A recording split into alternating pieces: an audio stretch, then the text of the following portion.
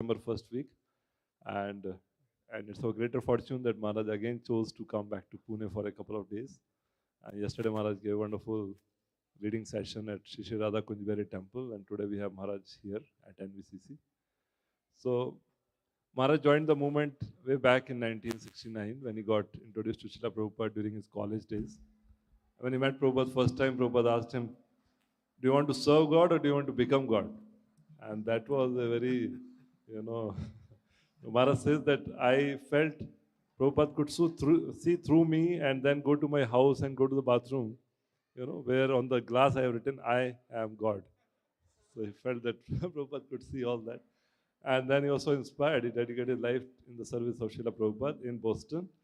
And when Prabhupada came to India in August of 1970, then Prabhupada asked that the second best devotee from the entire yatra in US, there were 14 temples at that time, be sent to India to lead the Indian yatra.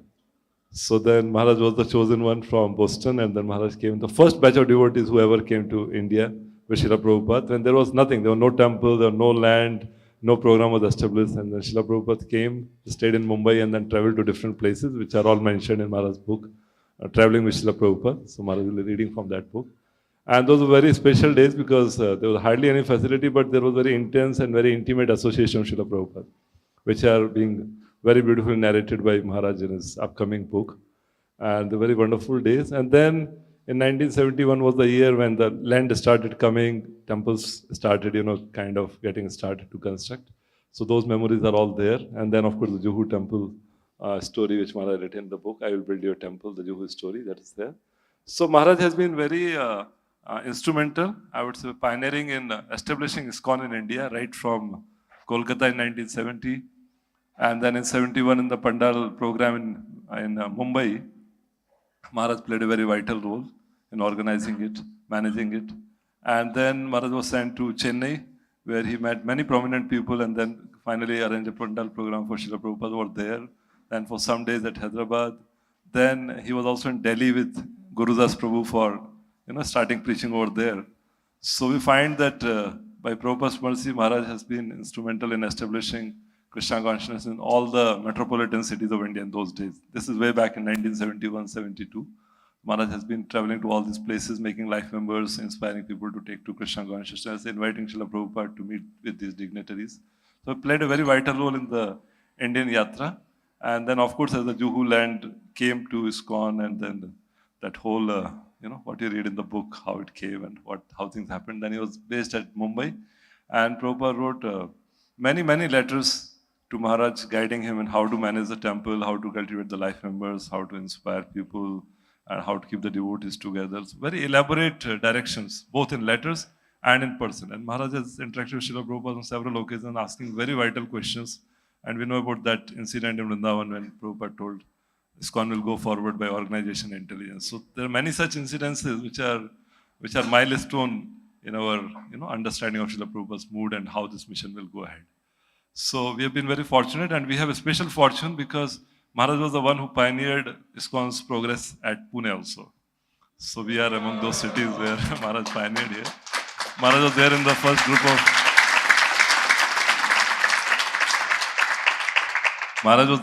group of devotees who came with Srila Prabhupada when Mr. Malhotra has invited them. And later on, Maharaj continued to cultivate Mr. Malhotra because in Pune there was no temple. The temple was in Juhu, so they used to come there, Maharaj used to meet them. And in 1944, the property at camp was taken on rent, and there was the inaugural function which was held in the Nehru Memorial Hall, for which there was an article published in BTG, which is still there in 1984. And then Maharaj was coming to Pune and organizing the activities here. And later on, Maharaj continued to come for Pune Yatra, which we used to have in January, and then give the association. Maharaj has visited Pune several times, inspired the devotees, offered initiations, and blessed all of us. And then in later years, Maharaj then shifted back to US. He has been based in US more. And then the instruction which Srila Prabhupada gave the very early days about writing. So then Maharaj, after finishing all his duties, more of management kind, Maharaj took to writing, and he has written various wonderful, very inspiring, heart-touching books, like Many Moons, which is about the departed Vaishnavas and their qualities, and a book about preparation for death, and then watering the seed. And then recent one, I'll build your temple, the Jewish story. Very elaborate, and I mean, it's just amazing how Maharaj could remember all this, what happened 50 years back. It's such detail with all names and how it was, which house they visited, what the host said, what was there in the prasadam menu. It's like amazing. And now this Maharaj is working on his upcoming book, Traveling with Srila Prabhupada in 1970. And Maharaj will be reading from that book. So we are extremely fortunate to have Association of Maharaj here at Pune in this year when we are completing the 10th anniversary of Shri Shri Radha Vrindavan Chandra Temple. So this is a great fortune bestowed upon us by the Lord. So let us very heartily welcome and express our gratitude to Maharaj by once loudly chanting the Hare Krishna Mahamantra. Hare Krishna, Hare Krishna, Krishna Krishna, Hare Hare, Hare Rama, Hare Rama, Rama Rama, Hare Hare. His Holiness Giriraj Swami Maharaj ki, Prabhupada ki. Hare Krishna, my dear devotees. I will begin by singing the Mangala Charana prayers and leading a short kirtan. And then I will read from my forthcoming book about traveling with Srila Prabhupada to Madras.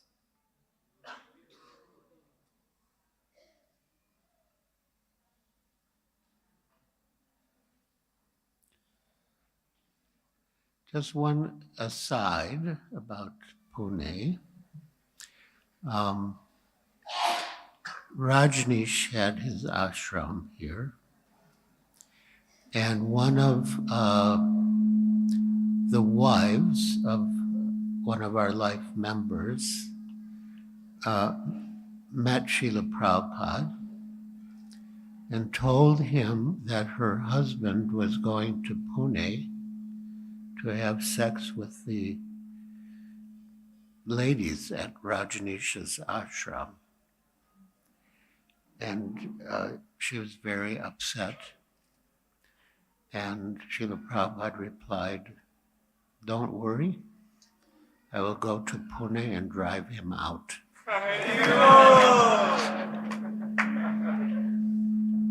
And it happened, he did have to leave.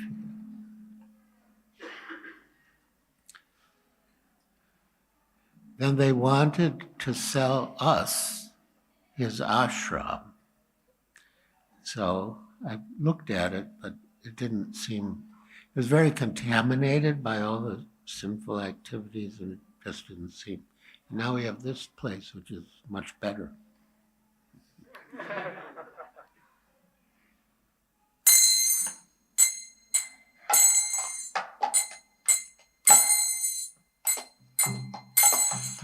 Vandeham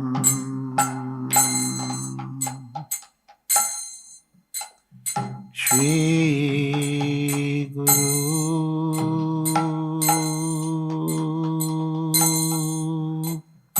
Shri Yuta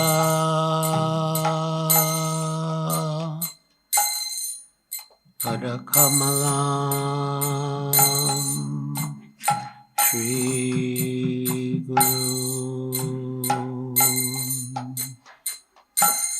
Vaishnavanscha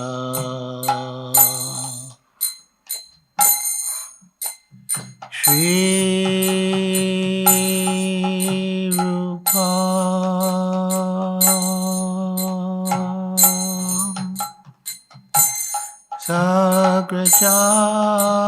Sagrajatam Sagana Raghunatham Vitam Stam Sajivam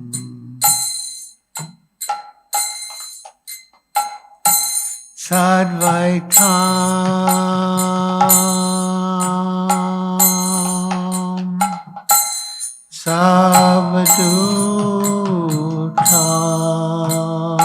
Savadutam Harijana Sahitam Krishna Chaitanya Devam Shri Radha Krishna Padam Sahagana Lalita Shri Vishakhanvidanscha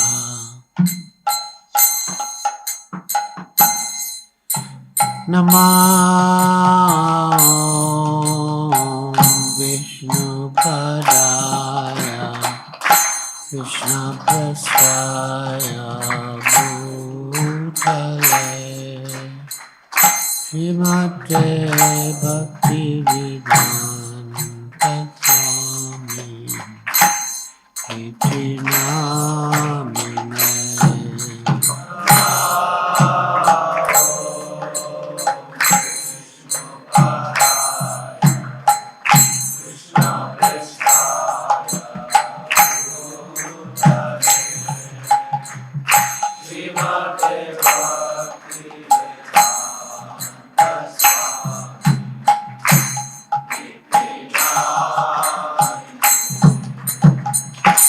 Namaste Saraswati Deve Gauravani Pracharine Nirvishesha Shunyavadi Paschatya Deshatarine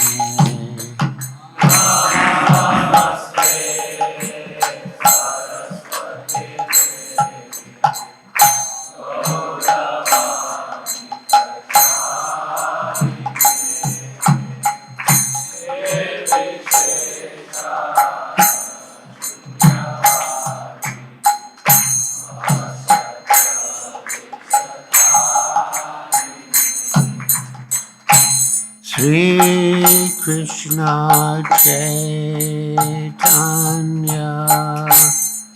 Prabhu Nityananda Shri Advaita Gadadhar Shri Vasadi Gaur Bhaktarinda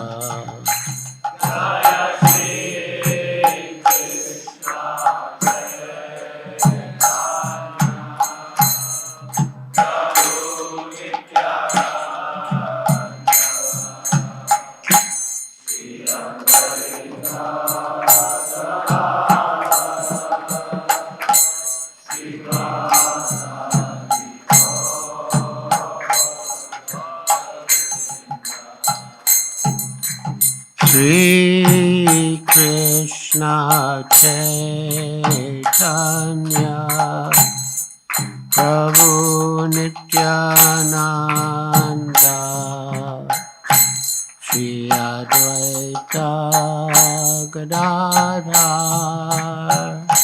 Shri Vasadi Gaur Bhaktavinda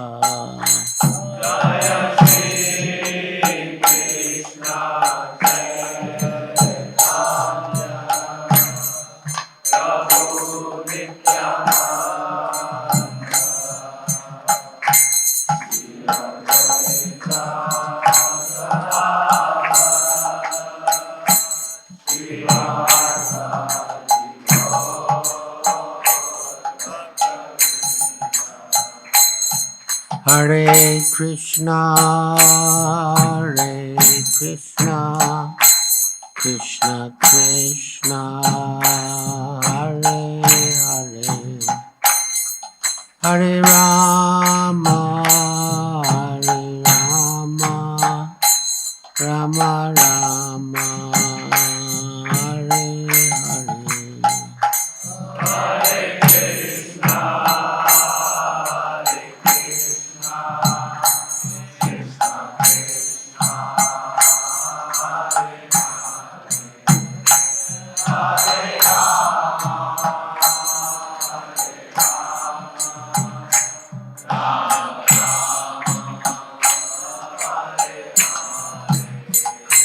Hare Krishna, Hare Krishna, Krishna Krishna, Hare Hare, Hare Rama, Hare Rama, Rama Rama, Hare Hare.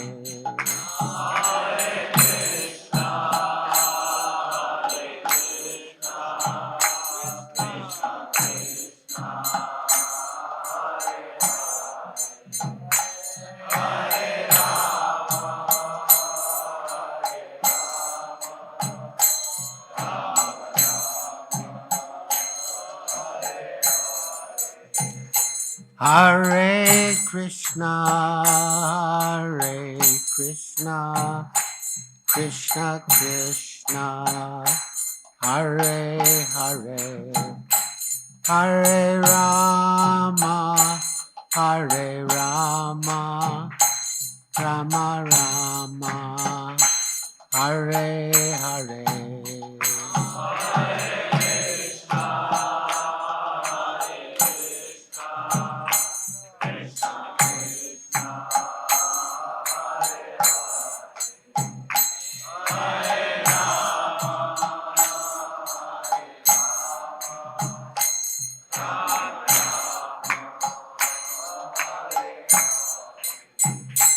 Hare Krishna, Hare Krishna, Krishna Krishna, Hare Hare, Hare Rama, Hare Rama, Rama Rama, Hare Hare.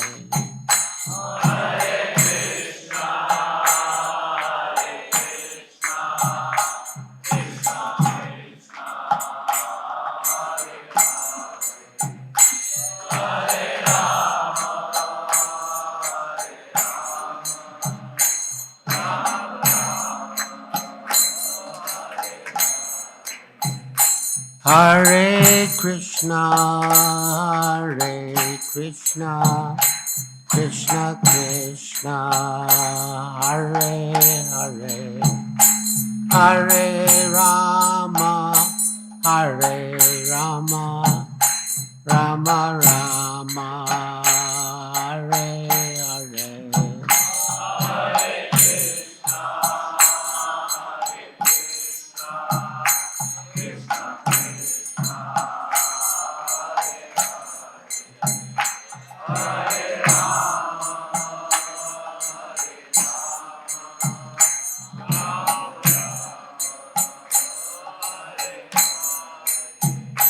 Hare Krishna, Hare Krishna, Krishna Krishna, Hare Hare, Hare Rama, Hare Rama, Rama Rama, Hare Hare.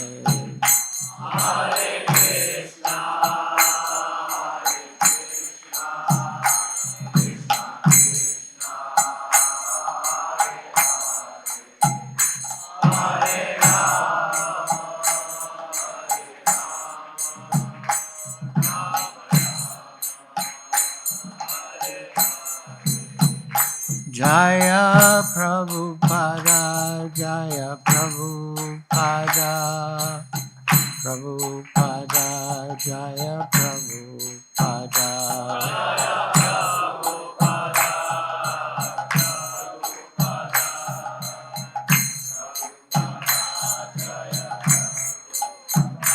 Jaya Prabhupada, Jaya Prabhupada, Prabhupada, Jaya Prabhupada.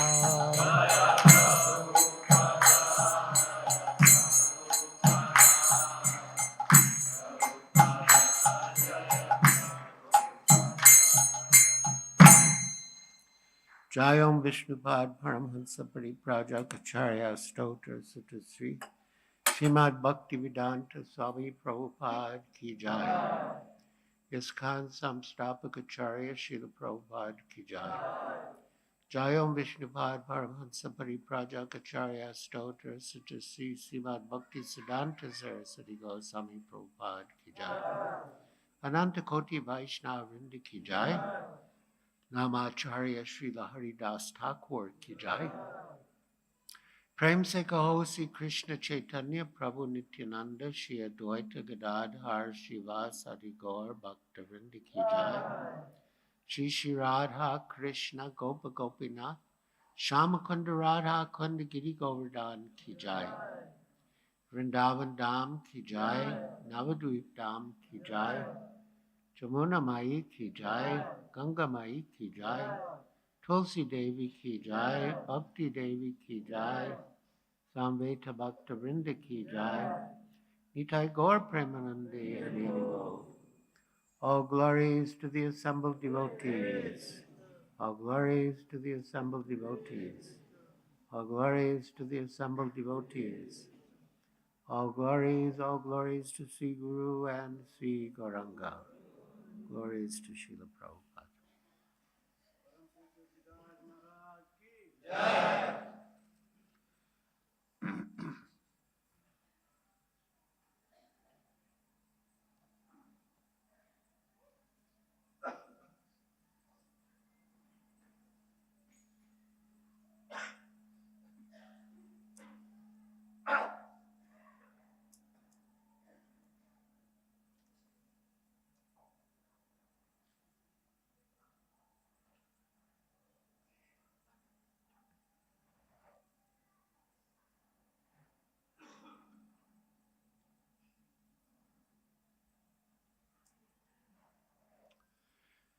So, we are reading from my forthcoming book about traveling with Srila Prabhupada in India.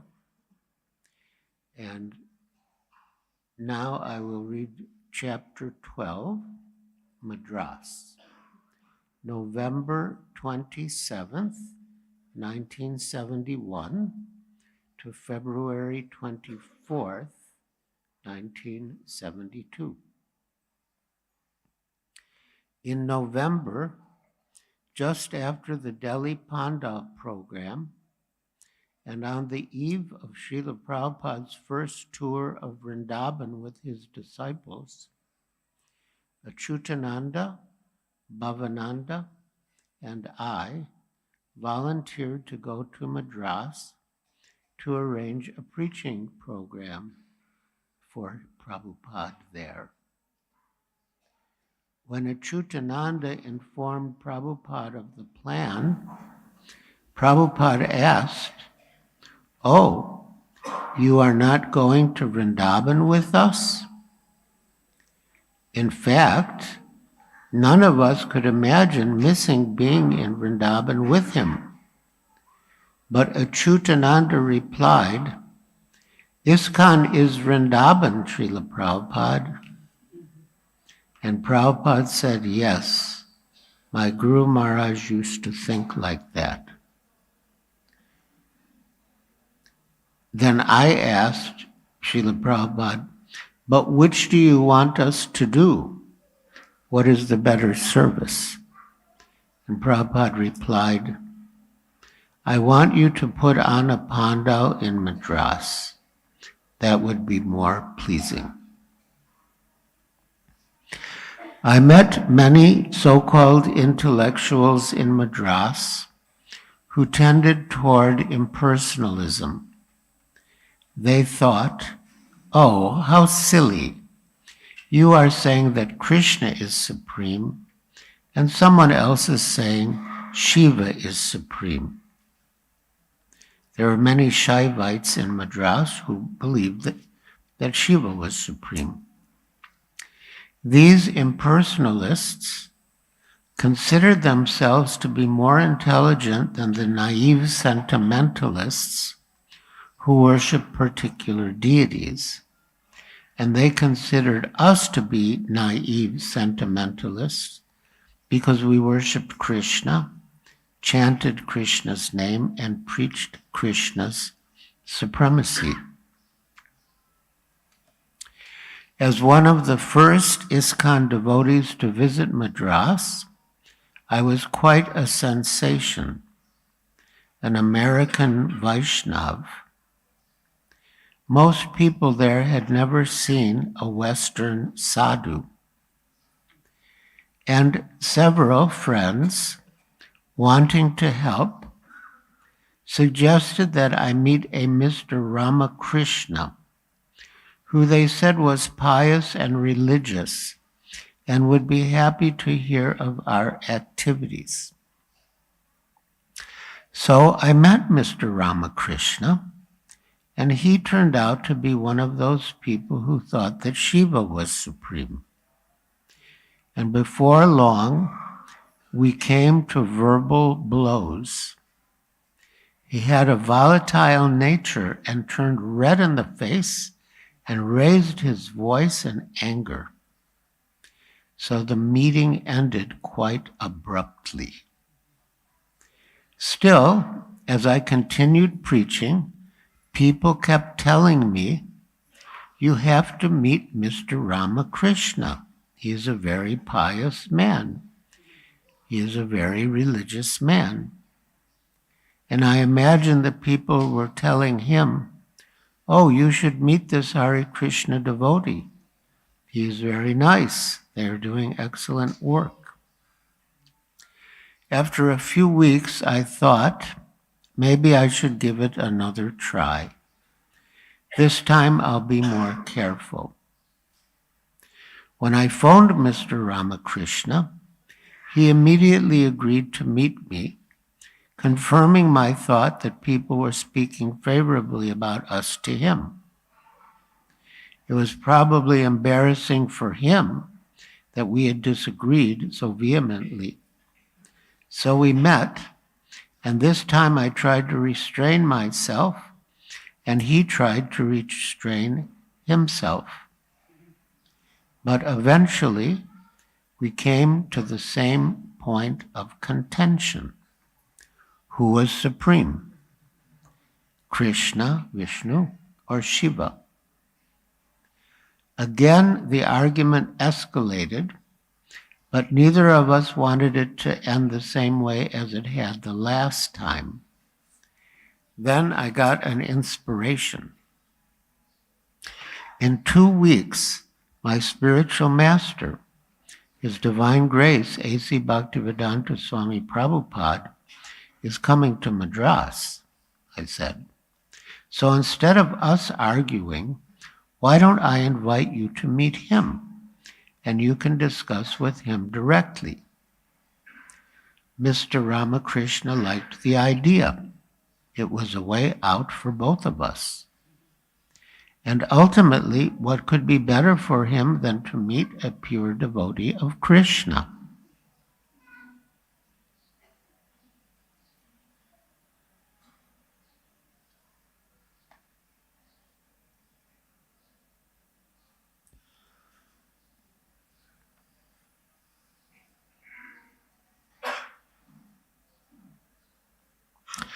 When Mr. Ramakrishna eventually met Srila Prabhupada, he told him about our dispute. He said, "I met your disciple Giriraj, and I argued that Shiva is supreme, and he argued that Krishna is supreme. So who is supreme?" Prabhupada took a different approach. He didn't enter the polemics about who was supreme. Rather, he said, there are 2 words in Sanskrit, puja and bhakti. In puja, one worships the deity to get some material benefit. And in bhakti, one worships only to give pleasure to the deity, without expectation of personal return. Generally, the worshippers of Shiva engage in puja. They worship to get some material benefit. Whereas in bhakti, we worship Krishna for the sake of Krishna's pleasure. just to please him.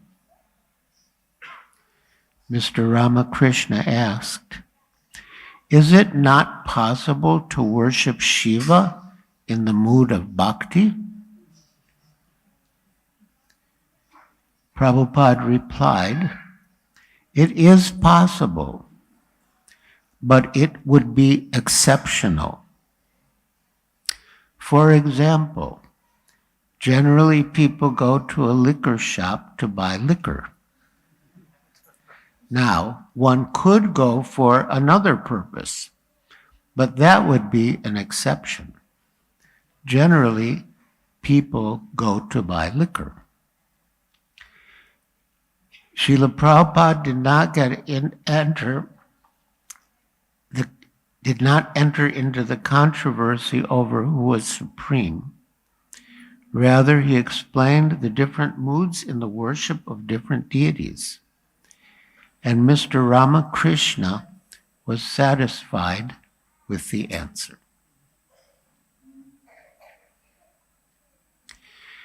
On December 12th, we had an exuberant Nagar Sankirtan, which was reported in the Hindu newspaper, along with an introduction to the Krishna consciousness movement.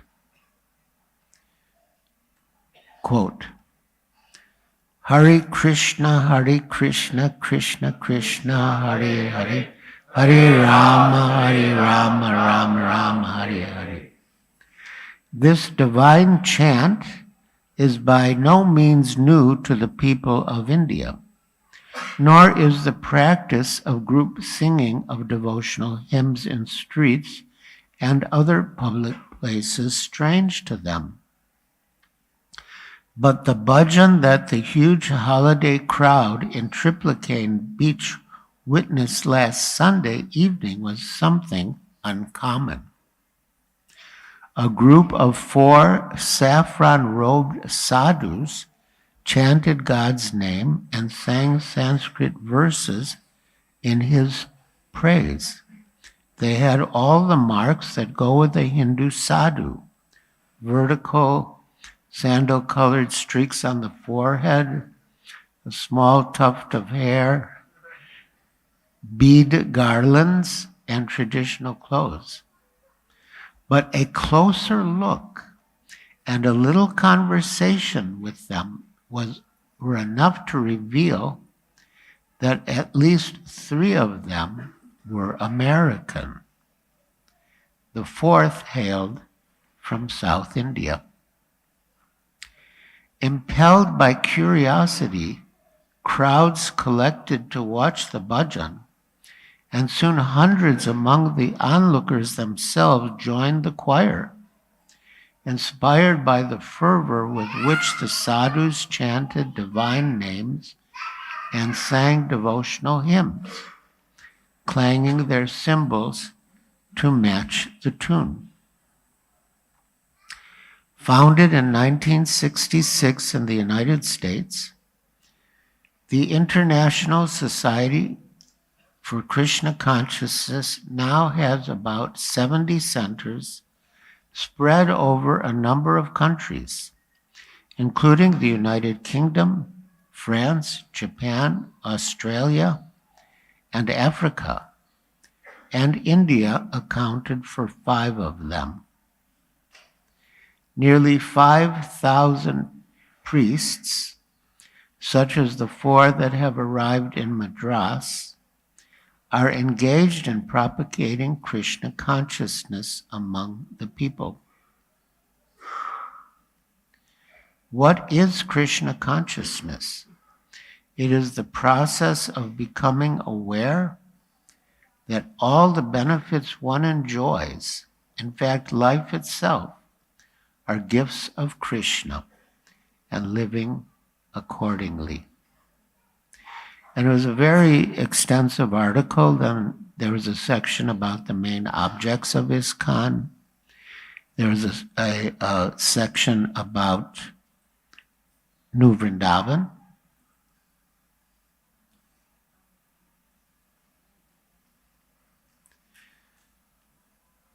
And then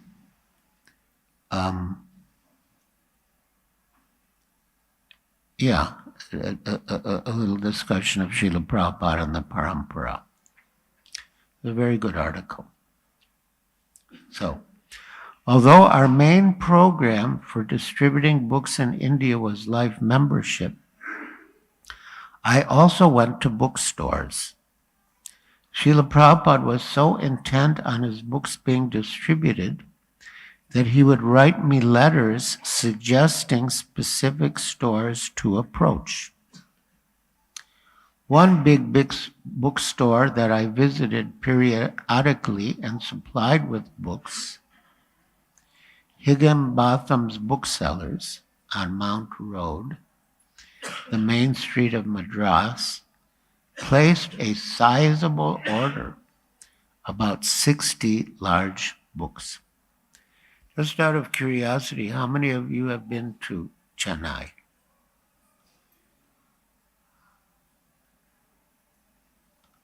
Okay. On December 22nd, I wrote to Srila Prabhupada, "We are overjoyed that you agreed to speak here. I am still collecting around one life member daily and trying to have one kirtan program daily also.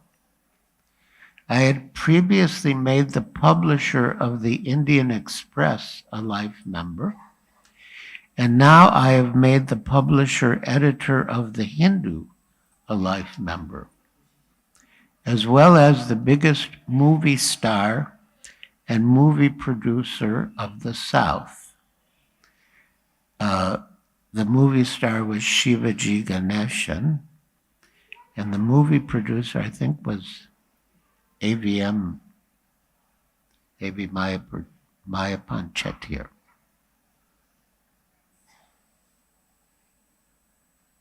As you suggested, I went to Higginbotham's and they took 10 sets of Krishna, 6 TLC, 6 NOD, 12 NB, 12 Isho, and 35 BTGs for cash outright.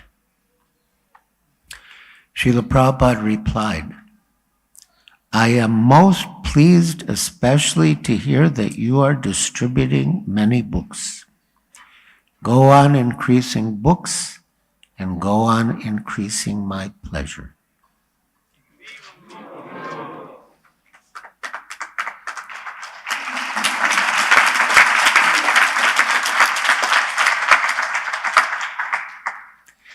My stay in Madras was the first time I was really on my own in India, and I was trying to preach the same way I heard Srila Prabhupada preach, declaring that Krishna was the Supreme Personality of Godhead and criticizing demigod worshippers and impersonalists. There were many impersonalists in Madras and many demigod worshippers too. And gradually I began to hear from some of our friends that there was an undercurrent of protest against the way I was preaching. The Shaivites didn't like it, and the Mayavadis didn't like it either. Actually, hardly anyone liked it. I heard the criticism, and I was surprised, but I didn't really make any change. Eventually, the criticism reached such a point, however, that I began to have doubts. So many people are saying the same thing, I thought. Maybe I am doing something wrong. Even one of our best friends, at whose home I had been staying, echoed the comments. "You shouldn't criticize others," he said. "Just say what you want about Krishna consciousness and don't say anything negative about others. Don't criticize." He gave the example of the Gaudiya month. They don't criticize others. They have a nice temple. And every year they have a big celebration of Janmashtami. And thousands of people come, but they don't criticize like you do. They just present their own activities. Why can't you be like them? I thought about what he said, but when I asked myself whether Srila Prabhupada would really want us to be like the Gaudiya Math, I didn't think he would. So I kept preaching as I had been. But then another friend, whose brother had offered to sponsor Srila Prabhupada's program in Madras, said the same thing. All right, you worship Krishna. You can worship Krishna. But don't say that Krishna is better than Shiva or Ganesh. You do bhakti. That's all right. But don't say that bhakti yoga is better than karma yoga or jnana yoga. Wherever I went, I kept hearing it. Finally, I thought, maybe Krishna is trying to tell me something. Maybe I should listen to what they are saying. And I made a resolution. I'm just going to present Krishna consciousness. I'm not going to criticize, and I'll try not to offend people anymore. Soon thereafter, I had an appointment with a big industrialist. Srila Prabhupada had said that if we just placed his books on a person's table, the person would become a life member. So I went to the man's compound, which included his factory, office, and residence. And in his office, I showed him the books and the pictures of our activities, took out the life membership form, explained the benefits, and asked him to sign. What about Shankaracharya? He asked.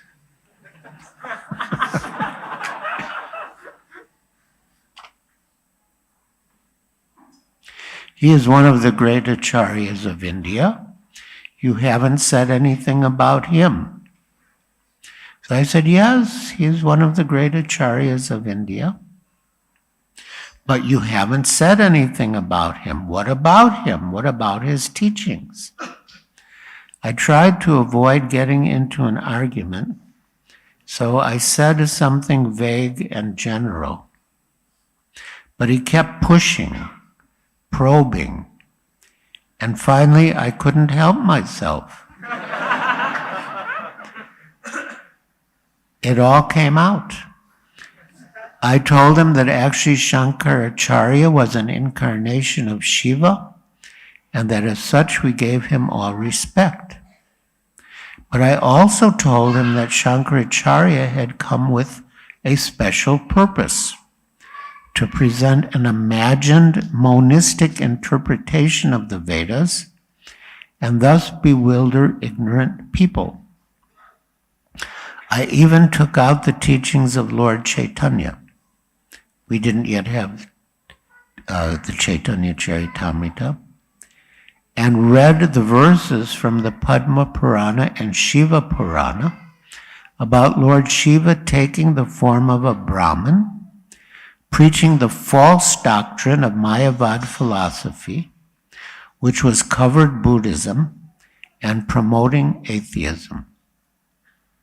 Still, Shankara's ultimate purpose was to bring the Buddhists, who were atheists, to accept the authority of the Vedas. It was a strategy. And then Lord Chaitanya came and taught the proper understanding of the Vedas. Things became tense. The gentleman put forth a series of arguments, and I thought, I didn't want to get into an argument, but somehow I did anyway. He'll never change his position. I might as well just leave. And that was the end of the discussion. Dejected, I put away the pictures, put away the books, put away the membership form, closed my briefcase, and was ready to go. As I was about to leave, however, the gentleman said, "Before you go, I would like you to see my temple." I thought, oh no, there's going to be a Shiva Lingam, and he's going to want me to bow down, and if I don't, he's going to be even more offended. I looked at him, and he looked at me, and I could see he wasn't going to take no for an answer. So I said, all right. He escorted me to his temple room, which was quite large for a personal temple, and was all white marble. Facing us on an elevated platform at the opposite end was the altar. And much to my surprise, on the altar were large marble deities of Radha and Krishna.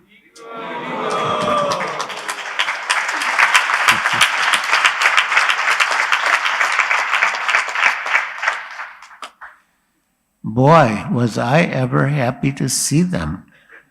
I hadn't seen any Radha Krishna deities for some time, since even the Vaishnav temples in Madras were mostly Vishnu, and the famous temple of Parthasarathi was just Krishna alone.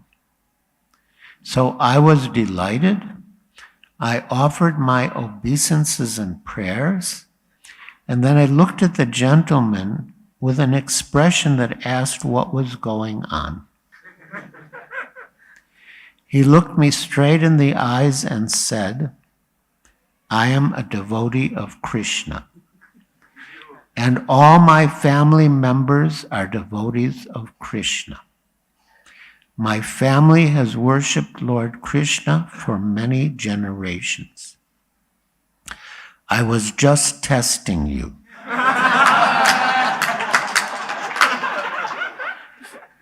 And you did not compromise.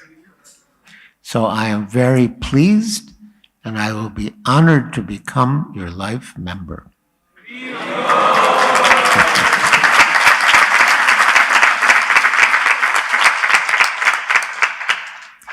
We went back to his office. I took out the forms. He took out his checkbook and paid the whole amount in one installment. Later, when I thought about the encounter, I was confused. I wondered if maybe I hadn't been doing the wrong thing after all, but I wasn't sure. When I got back to my room, there was a letter waiting for me from Srila Prabhupada. Receiving a letter from Prabhupada was always a great occasion. When I opened it, the words jumped off the page, quote, "The fact is, I am the only one in India who is openly criticizing not only impersonalism and demigod worship, but everything that falls short of complete surrender to Krishna." Prabhupada's words continued, "My Guru Maharaj never compromised in his preaching, nor will I, nor should any of my students.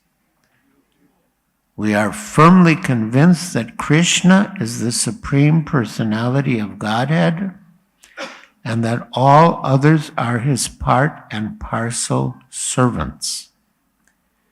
We must declare boldly to the whole world that they should not foolishly dream of world peace unless they are prepared to surrender fully to Krishna as Supreme Lord." So I got my answer. That was Prabhupada's mood, his Guru Maharaj's mood and his mood. And that was the mood he wanted us to have. We don't compromise in our philosophy.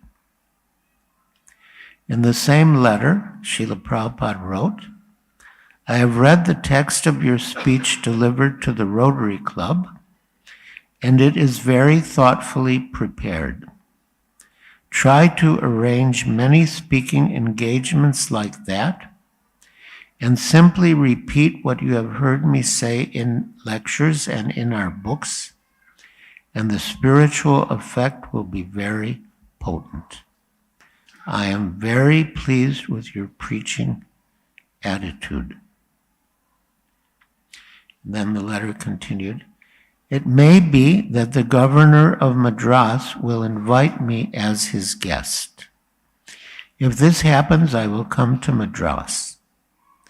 So for the time being, you remain in Madras making members, and by my next letter, I shall let you know definitely whether I am coming. If you can arrange lectures in all the prominent halls, and if I come, you can arrange lectures in all the prominent halls, and all over the city you can advertise A.C. Bhaktivedanta Swami Prabhupada speaks. I replied, your determination that there should be no compromise with Maya, in fact, distinguishes you from all your contemporaries. And we, as your humble servants, are trying to follow in your glorious footsteps. Although, of course, I am zillions of light years behind. I spoke to Tamal Krishna Prabhu on the phone, and he informed me of your divine grace's decision to come here for the program from February 11th to 13th. I am arranging for a nice hall with open sides in a good location to accommodate 1,500 to 3,000 guests, as well as nice accommodations for you and 10 to 12 of your disciples. I shall bring out a small souvenir book to meet travel and other expenses. I will try to make your visit as worthwhile as possible for preaching. I'm thinking to have the governor as a chief guest and to get for the other 2 nights people from industry, government, journalism, or the movies. The biggest actor here, Shivaji Ganeshan, has agreed to become a life member, and he is known as a pious and sober gentleman here. As far as collecting is concerned, by your grace, I got 6 life membership checks last week and sold 600 rupees worth of books. A week later, I was pleased to write him. I collected 3 more New Life member checks, all from the North Indian communities. I think I've already seen most of the prominent South Indians, but I recently met some North Indians. So there is a field there, as well as for cashing in on the past promises of the South Indians. We met with Governor K.K. Shah, and he agreed to be chief guest on one of the 3 nights of the function. As soon as we hear what date he chooses, we shall approach the mayor to reconfirm his acceptance and then arrange the 3rd guest. So there's more, but for the sake of time, I'll move ahead. On January 21st, Srila Prabhupada replied, I am in due receipt of your letter dated January 11th, 1972, and with great pleasure I have noted the contents. I am especially glad that you are planning a very nice 3-day program in Madras, and for that purpose, I plan to return by the first week of February from Africa. You may please approach the governor as a chief guest. I am very much gladdened that you are collecting so nicely for life membership and book sales. I think that you are very easily the best collector and one of the most responsible and best organizers of all my students in India.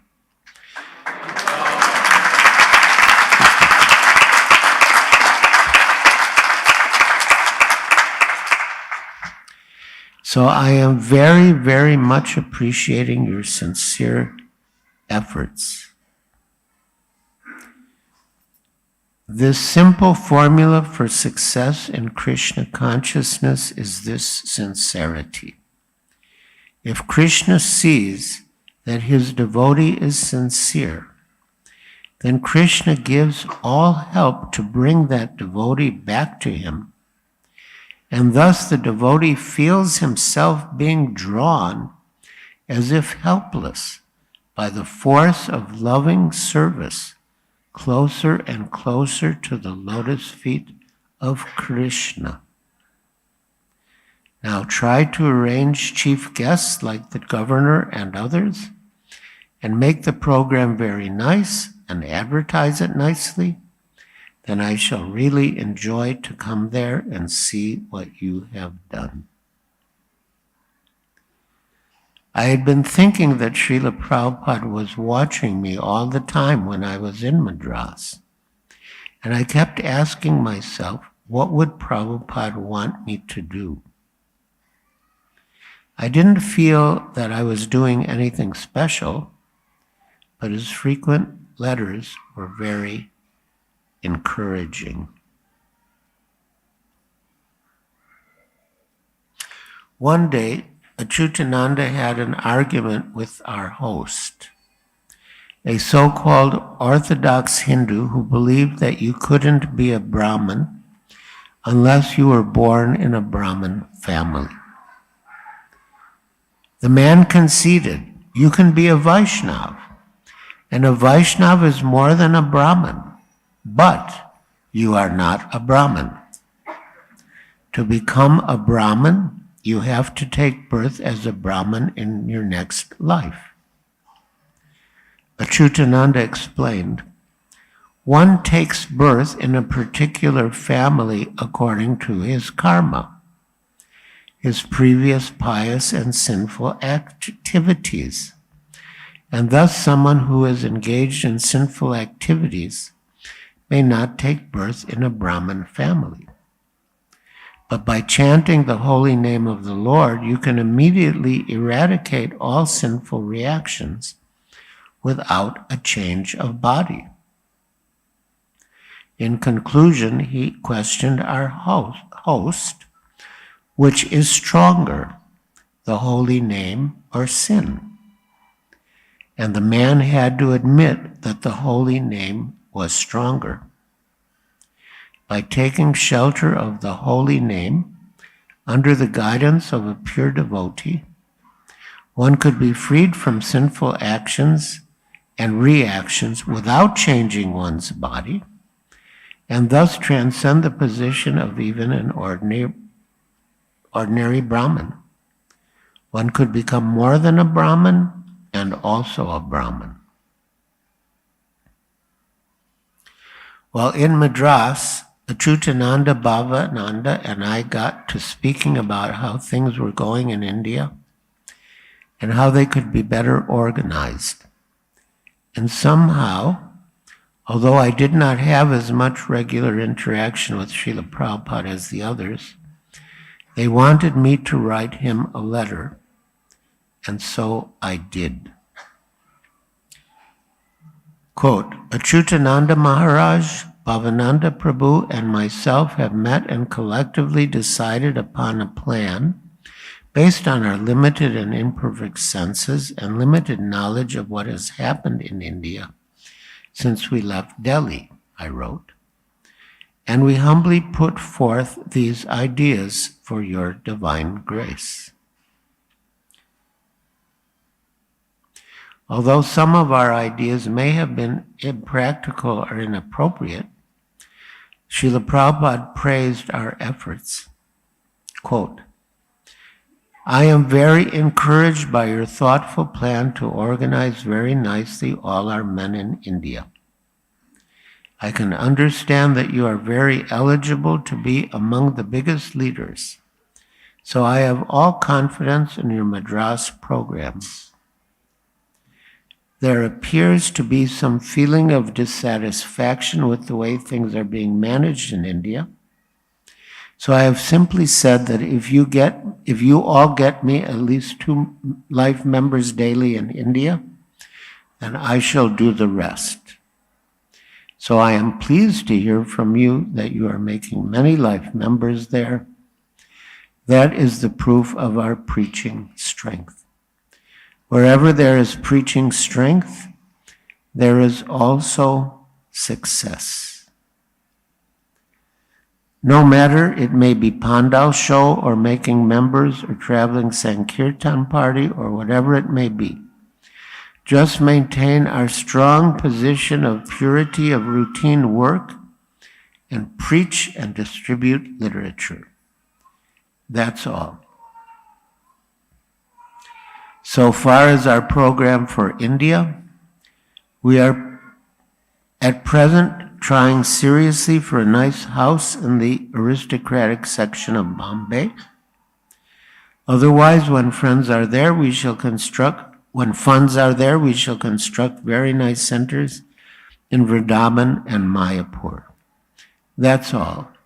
Let many foreign students and disciples come to India for staying with us in these places.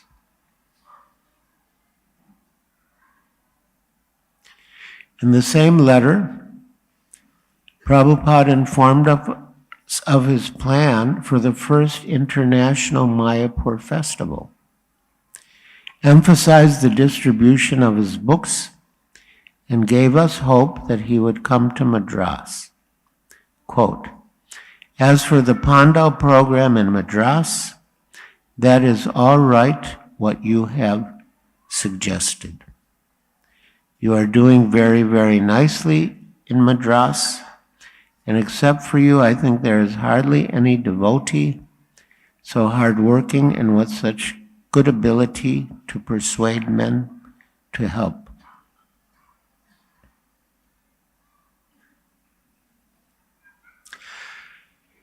On one Ekadasi, Bhavananda and I were in the mood to go out and preach. Achyutananda said, no, it's Ekadasi. We should not go out. It is inauspicious. And besides that, it looks like rain. But we thought, he is so attached to external rules and regulations. We have the real spirit of preaching. We're not going to worry about Ekadasi or some rain. So we went out. At first there was only a slight drizzle, but within minutes the sky opened up and the rain poured down. And it kept getting heavier and heavier. And there wasn't much of a drainage system, just an open ditch 2 or 3 feet deep, lined with concrete. So as the storm continued, the channel started filling with water. Pretty soon, we couldn't distinguish between the water on the street and the water in the ditch and the water in the fields beyond. Through it all, Bhavananda and I walked along blissfully, drenched in water, but inspired in our service to our Guru Maharaj.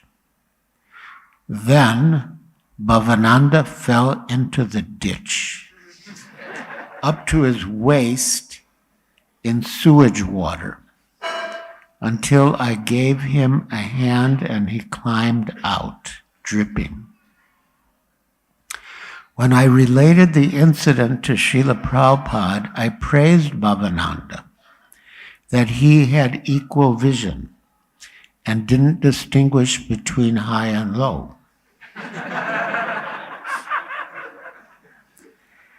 I quoted Bhagavad Gita 5:18. Vidya Vinay Sampanne Brahmane Gavyastini Shuni Chaiva Svapake Cha Pandita Samadarshinaha. The humble sage, by virtue of true knowledge, sees with equal vision a learned and gentle Brahman, a cow, an elephant, a dog, and a dog-eater. Yes, Prabhupada replied, you have theoretical knowledge, but Bhavananda has realized knowledge.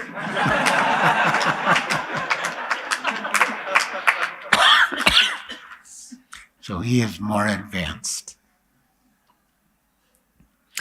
So on February 11th, the Hindu newspaper announced Srila Prabhupada's forthcoming visit to Madras.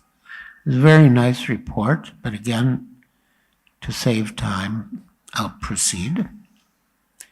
Srila Prabhupada arrived by train, and I, along with a large group of local well-wishers, met him at Madras Central. Some hours later, he sat in the back seat of a flower-decorated 1959 black Chevrolet Impala convertible for a grand parade down Mount Road, the main street in the city, led by a decorated elephant and marching band, followed by devotees doing kirtan, and ending up at the city's civic center, where he addressed a gathering of admirers. The Hindu reported on Prabhupada's arrival, and then I quote, very nice account published in the Hindu. The following day, I arranged a meeting between Srila Prabhupada and Sri Chakravarti Rajgopalacharya, Rajaji, the first chief executive of independent India and the author of a well-known English translation of the Mahabharata and other books on Indian philosophy.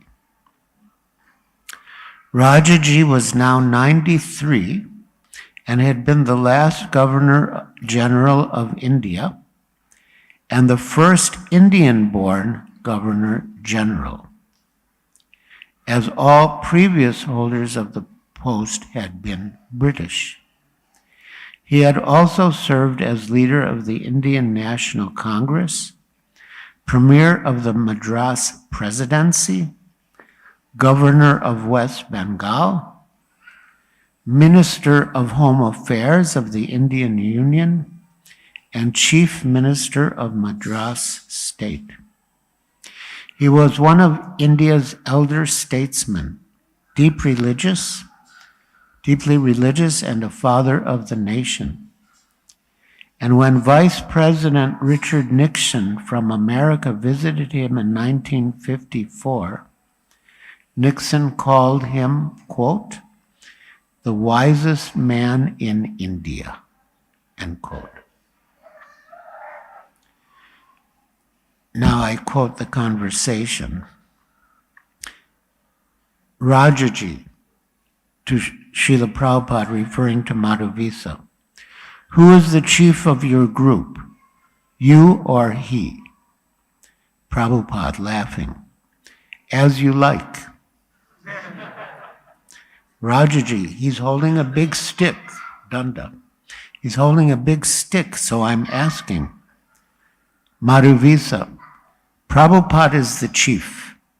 He has given me the stick.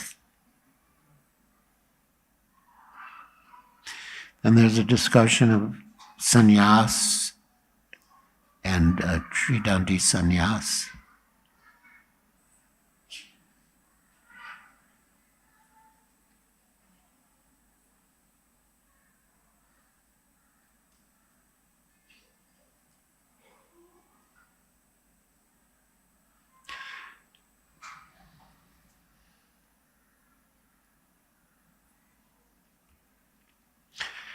So then Prabhupada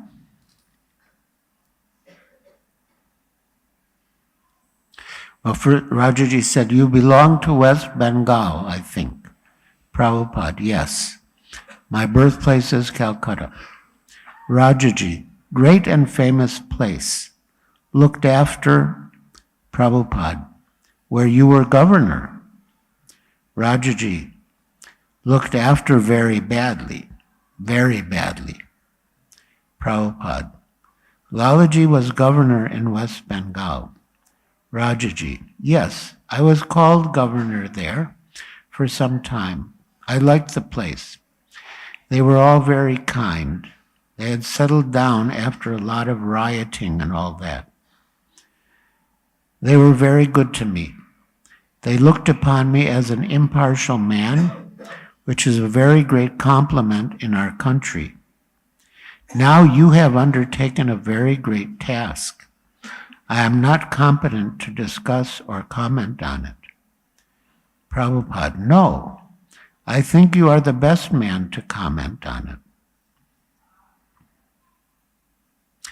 I was thinking of taking up this task long, long ago. I wrote one letter to Mahatma Gandhi that you have got influence all over the world and you are acknowledged as a man of spiritual understanding. Now you have got Swaraj, independence. You better retire and take up this preaching of Bhagavad Gita all over the world. Sometimes I also requested Dr. Radhakrishnan when he was vice president.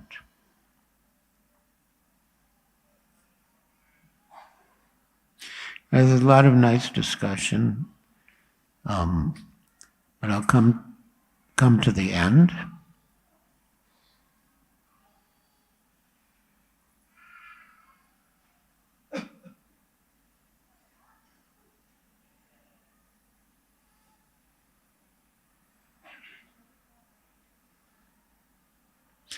Rajaji.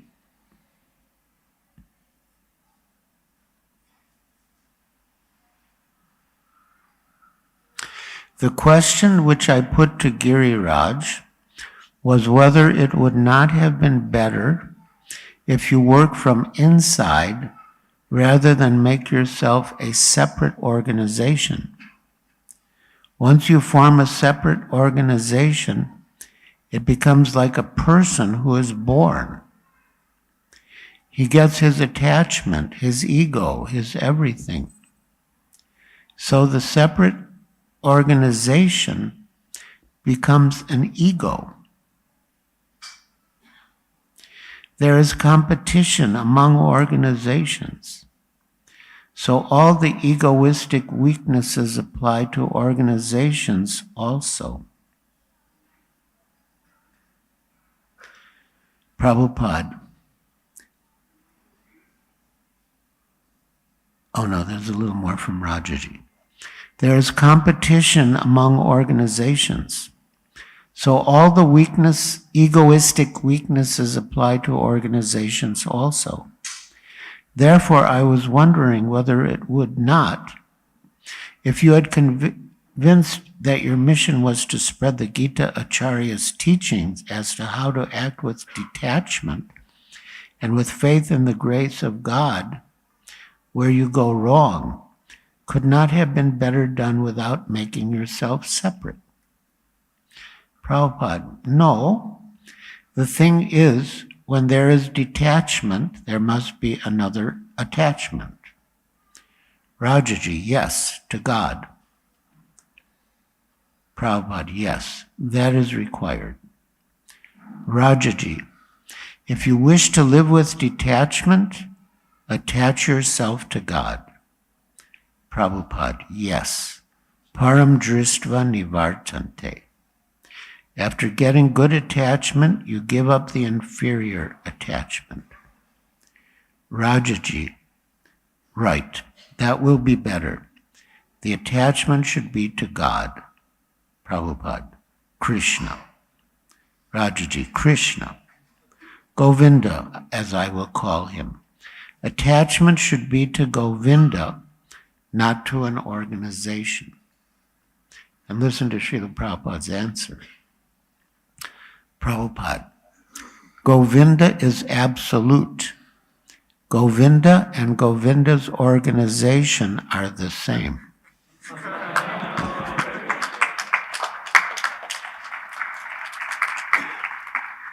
Govinda is absolute. And then the meeting concluded very nicely with Srila Prabhupada speaking about Krishna's absolute nature and the holy name.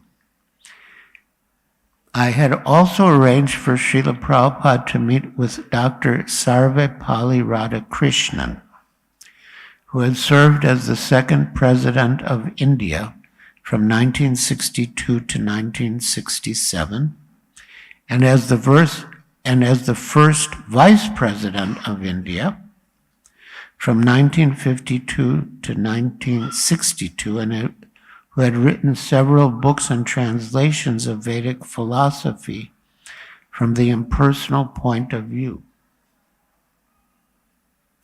Srila Prabhupada had previously criticized Dr. Radhakrishnan's translation and commentary on the Gita, which had declared that although Krishna says surrender unto him, we don't actually have to surrender unto the person Krishna, but, quote, to the unborn, beginningless, eternal, who speaks through Krishna.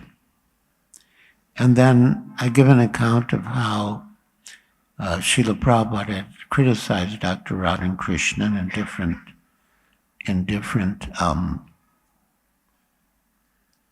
articles and talks.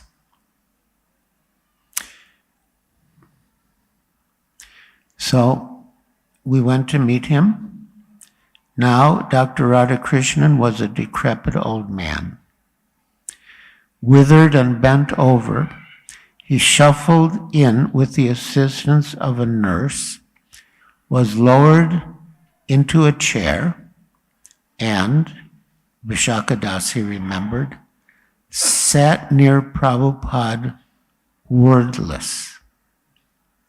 With Dr. Radhakrishnan silent and trembling next to him, Prabhupada leaned forward and gently addressed the doctor, explaining how Prabhupada himself was traveling widely to present the teachings of Bhagavad Gita as it is throughout the world, and was receiving a good reception.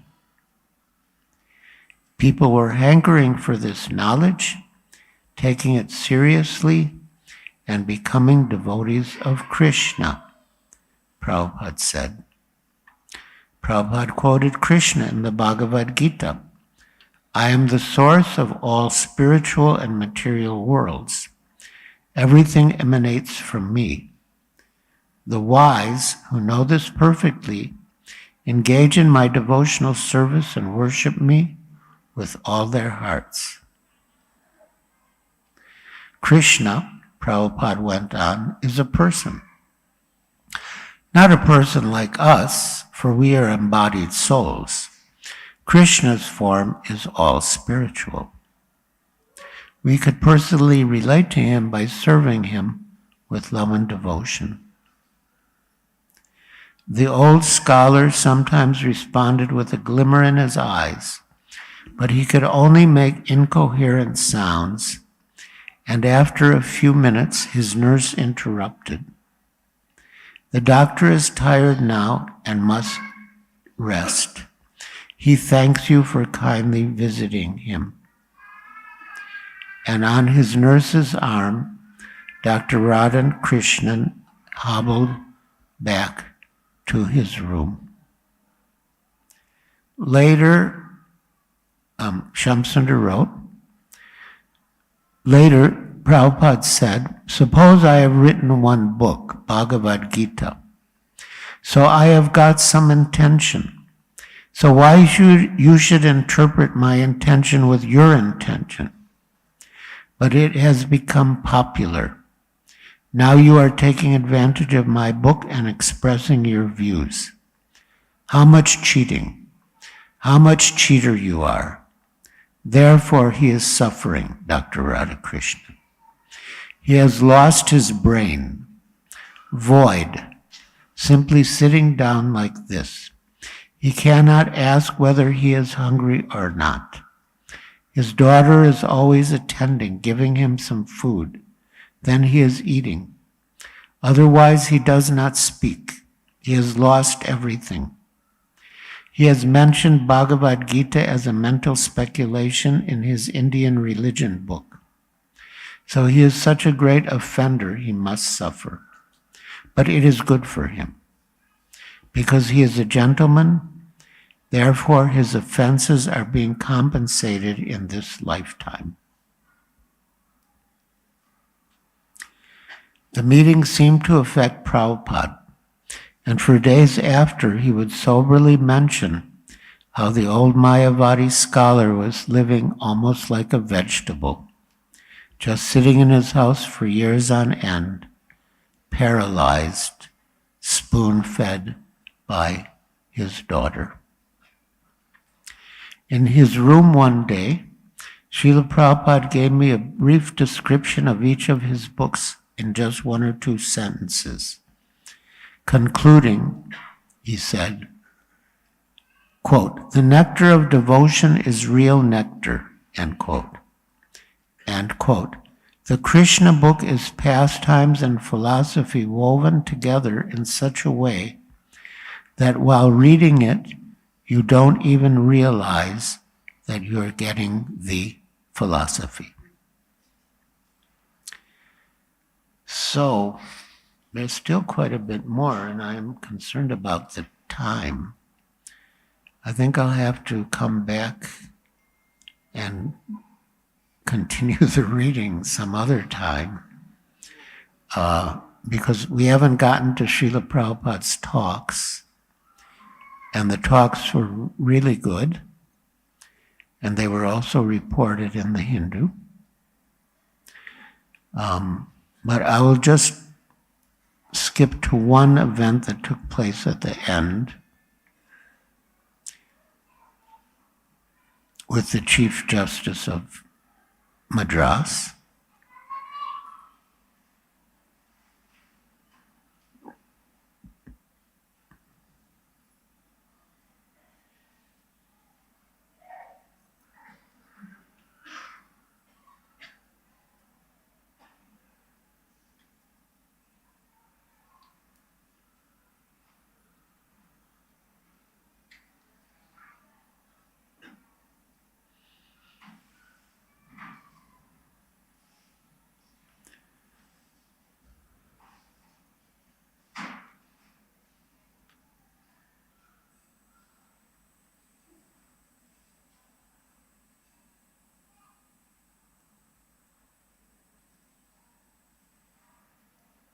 Okay.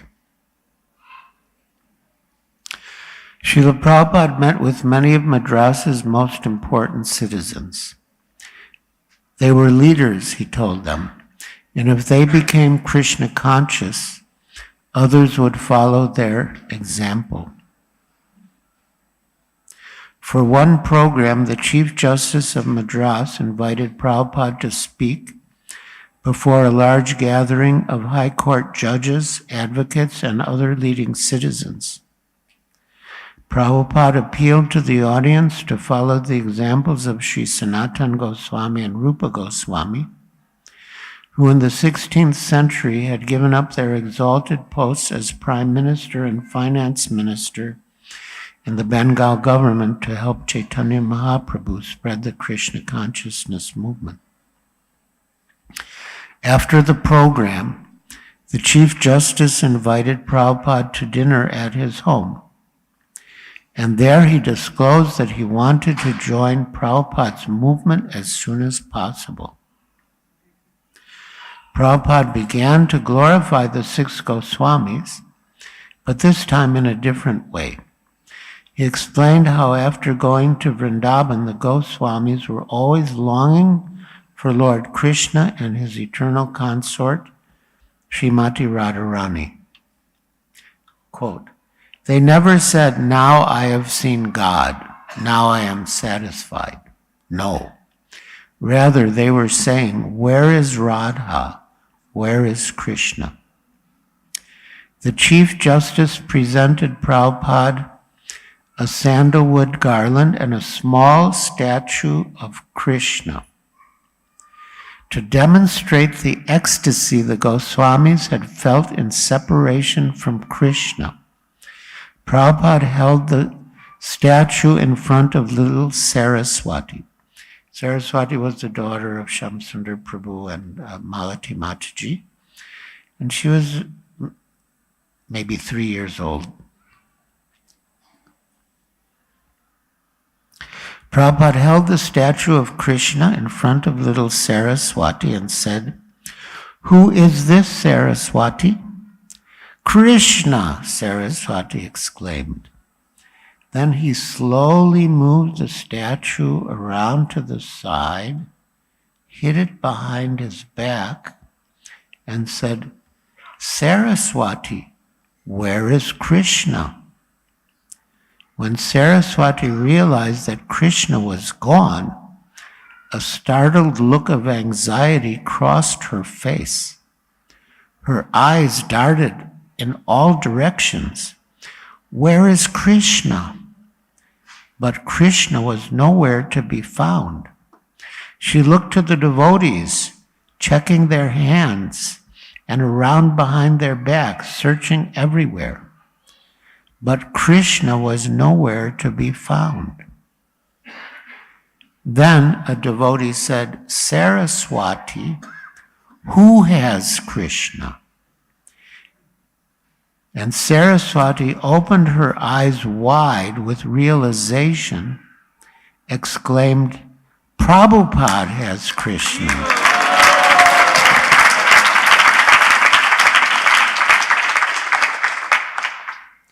And rushed to Srila Prabhupada's lotus feet. "Prabhupada has Krishna." And he brought the statue from behind his back and presented it to her. As the rest of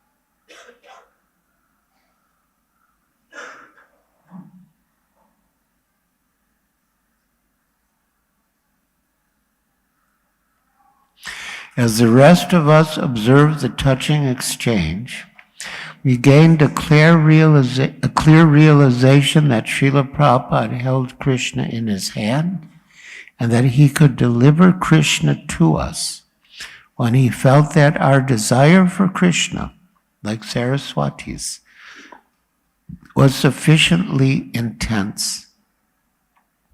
He knew our inner feelings, knew each of our hearts. Although Saraswati was only 3 years old, Prabhupada knew just how to engage her in Krishna consciousness. And we were able to witness him as the supreme preacher, engaging everything and everybody and spreading Krishna consciousness.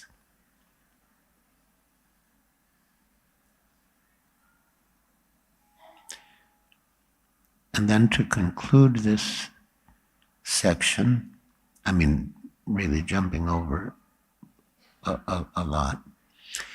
Towards the end of Srila Prabhupada's stay in Madras, A wealthy householder invited him to his home for the consecration of his temple. The host had invited many dignitaries, and although the temple was a good size for a home, it wasn't large enough to accommodate Prabhupada's disciples along with everyone else. So Prabhupada and the other guests went into the temple, and we disciples looked in from outside.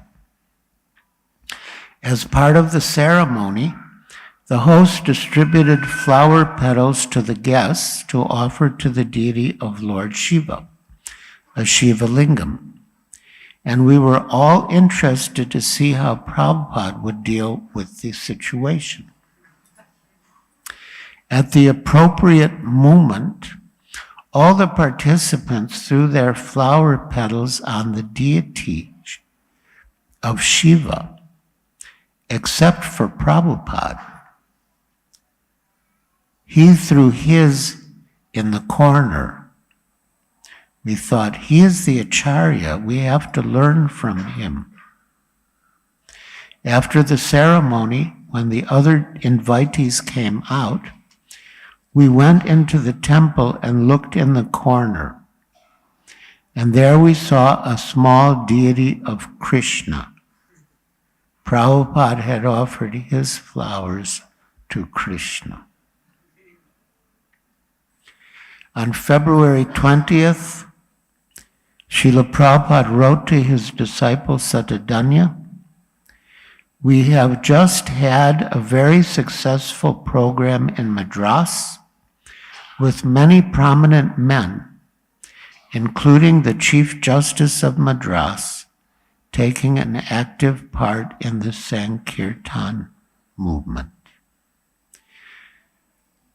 Srila Prabhupada ki jai.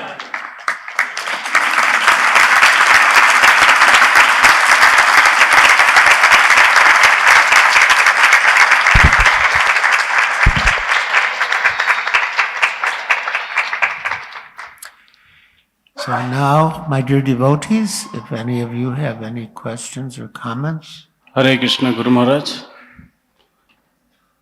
Please accept my humble wishes. I was having 3 questions to you in a single question. Like I see that you are excellent in book distribution, you are excellent in fundraising, and you are excellent in preaching.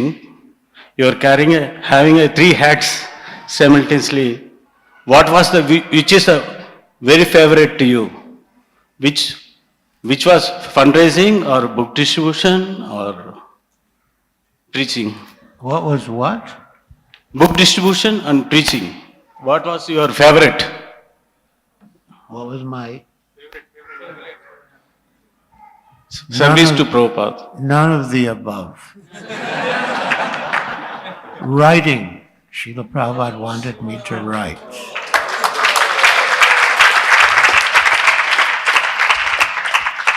Yes.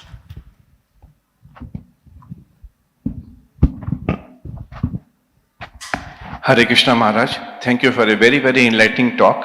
Maharaj, my question is regarding the Chief Justice example that you mentioned, that he wanted to surrender to Prabhupada.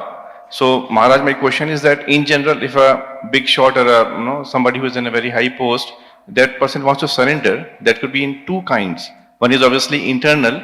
2 kind of surrender can be there. One is internal, where the obvious processes of bhakti like association, chanting, books and diet, all that person will follow internally. But Maharaj, my question is, externally would there be a change in terms of the occupational, whatever profession or something that person is doing, like this Chief Justice example, how would he have externally contributed to the movement? Well, the Chief Justice actually wanted to be initiated by Srila Prabhupada, and he would have remained in his position, but he would have been a disciple of Srila Prabhupada's. But unfortunately, after we all left Madras, we couldn't really follow up with him. But he did some very good service, when Srila Prabhupada was in Madras. And he wanted to take initiation. And Prabhupada was willing, he was open to the idea. So Maharaj, basically like in today's context, if somebody is in a big position and is also an initiated person, so in the external affairs, can that person contribute using that profession or occupation, that somebody is a big doctor or a big lawyer, how can they contribute to the ISKCON movement in their professional capability? They can continue in their professions and yeah, to whatever extent possible, they can use their professional services to serve ISKCON. Thank you.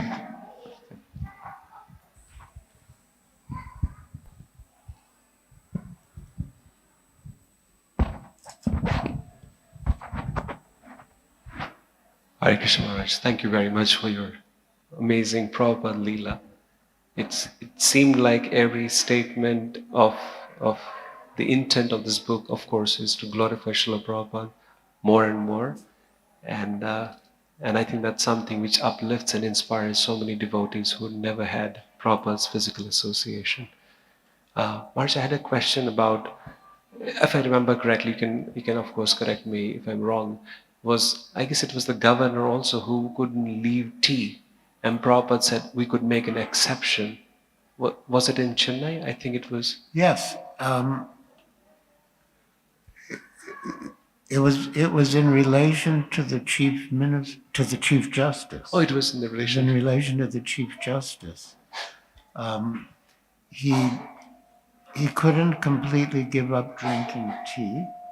And Srila Prabhupada said exactly what you quoted, that for a very big man, we can make a little exception. Yeah. My other question is, Maharaj, in the same context was when Prabhupada was being pushed by, I guess it was the same personality, to speak on the 10th canto of Srimad Bhagavatam. And Prabhupada kind of very humbly insisted to talk on that. So as a preacher, you have seen these various phases of Prabhupada, where sometimes he would become like a lion and sometimes he would take a very humble position. Would you kind of share some of, you know? Yeah, for the sake of time, I didn't read that part, but I'll read it now because then the others will know to what you're referring.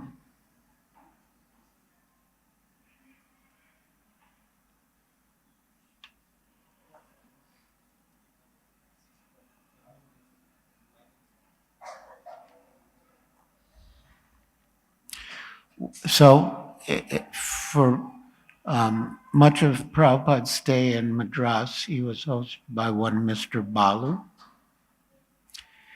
One day, Mr. Balu and his wife asked Srila Prabhupada to speak to them about Radha and Krishna's Rasa Leela. Prabhupada replied that the Rasa Leela was the most exalted spiritual topic, and so is meant only for liberated souls. He gestured toward Balu's photos of his family members on the wall, indicating Balu's material attachments, and explained that only one completely free of material desires was fit to hear the Rasa Leela. No, Swamiji, Mr. Balu insisted. My wife and I are requesting you, please recite Rasa Leela.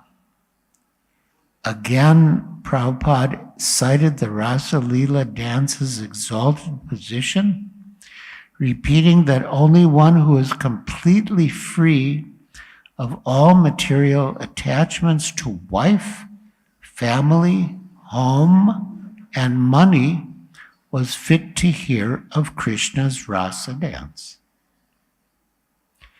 But Mr. Balu just folded his hands and requested, Swamiji, my wife and I appeal to you. Please recite Rasa Leela. Finally, Prabhupada replied, well, you may be fit to hear Rasa Leela, but I do not feel that I am qualified to speak it. So kindly ask someone else.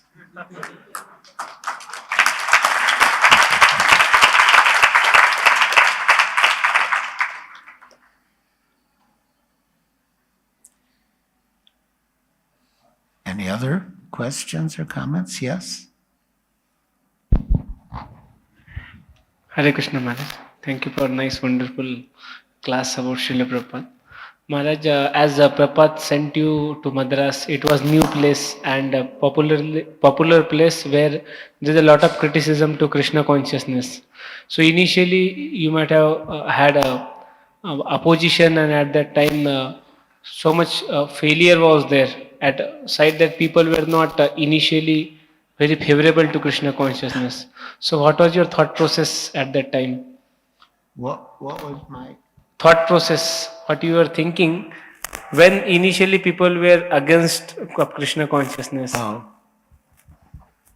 Well, I wasn't really there to please people. I was there to serve Srila Prabhupada and preach as I had heard him preach. And some people liked and some people didn't like. But that's always the case when we preach. Not everyone will like our message, but some will like our message. And we continue with our efforts. Srila Prabhupada gave the example of Jatayu. You know Jatayu, the bird from the pastimes of Lord Ramachandra. So after Ravana abducted Sita and was taking her to Lanka, Jatayu saw him and fought with him to try to free Sita from his clutches. But because Jatayu was quite old by then, and of course Ravana was very powerful, he was defeated by Ravana. Meanwhile, Lord Chaitanya came upon Jatayu while he was looking for Sita, and Jatayu explained what had happened. And then it's described that Lord Chaitanya performed the funeral rites for Jatayu, just like a son would do for his father. So the fact that he was unsuccessful externally did not diminish Lord Rama's appreciation for him at all. And Srila Prabhupada told the story in Mayapur to us to make the point that even if externally we're not successful, but if we make our best effort, Krishna will be pleased. So that's what we do as preachers. We make our best effort. Yeah. Nice. Thank you, Maharaj.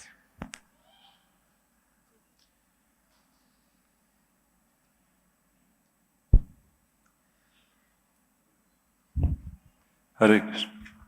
Thank you, Maharaj, for reading this chapter on Madras from your book.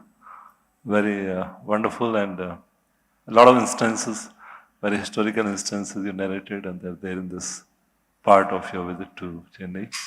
Now it's Chennai, that time it was Madras. Maharaj, my question was related to this letter what Srila Prabhupada wrote about non-compromising preaching. So, what has happened in this day and age now with the spread of internet and social media, what we Wait, in this day and age of, social media and internet. oh, social media. Yeah. So along with our preaching, if there is criticism of other people or philosophies, then it leads to kind of controversy.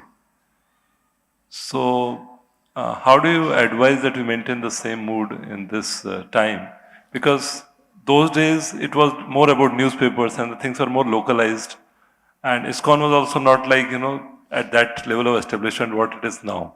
So now even if one ISKCON preacher speaks insensitively about, about another person or maybe another philosophy, then that becomes very sensational and then it may lead to a lot of controversy about that because at least that's my understanding, there's a lot of change in the times from that time to this time. So how do we maintain our loyalty and non-compromising nature to Srila Prabhupada at the same time not leading to some kind of controversial stuff when we speak strongly?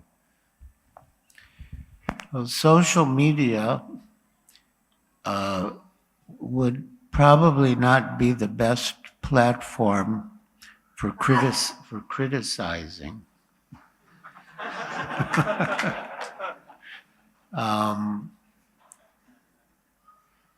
Sometimes if someone puts something on Facebook, for example, that needs to be discussed properly, and I feel that Facebook would not be the proper platform, I give them my email address, or I take their email address and suggest that we discuss this outside of Facebook. And sometimes I say I don't think Facebook is the proper platform for such discussions. And then, one-on-one or whatever, we can speak frankly, and we can also judge the person's reaction and see what we have to say to help the person to make further progress. Yeah.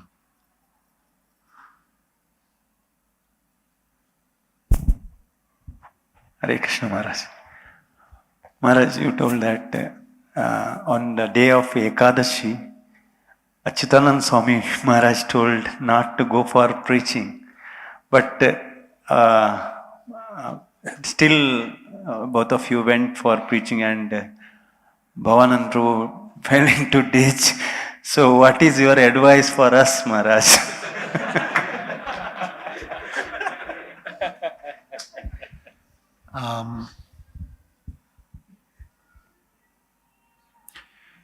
Well, I would say that if someone wants to stay back and, chant and hear more, that's all right. And if someone wants to go out and preach and serve the mission and spread the message, I think that's all right too. I mean, that was a special convergence of Ekadasi and heavy rain and poor drainage. So, yeah. So I think both are good. It would really be up to the individual or the demands of the circumstances. Yeah. Yes? You need the microphone back there.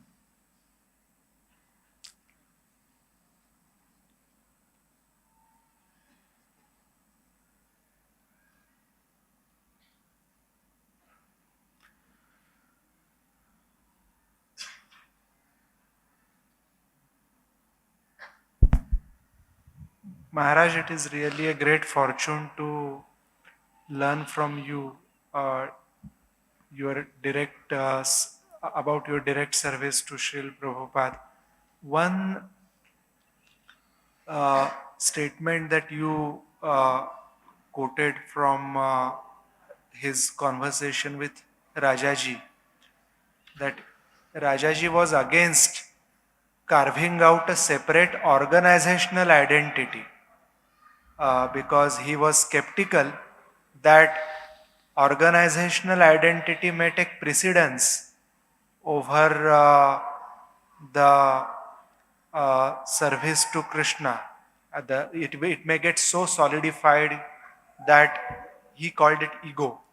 So, Prabhupada would have said many things about organization, how to protect organization from, like he said here, that Govinda is absolute and Govinda is same as Govinda's organization. So he would have made many many statements he would have made about organization as an entity. How to learn about his views about organization in a consolidated manner? They would be all scattered all over the place. The reason why I'm asking is I've been asked recently to do a small service for organization development committee, assisting them in something. So I want to learn about Prabhupada's views about organization. What is the best way to go about learning his views on organization? Well, the word organization can have two meanings. One is being organized, and the other is an organization, an entity. So, are you being asked to write about organization in the sense of how to be organized, or in the sense of ISKCON as an organization? ISKCON as an organization. Yeah.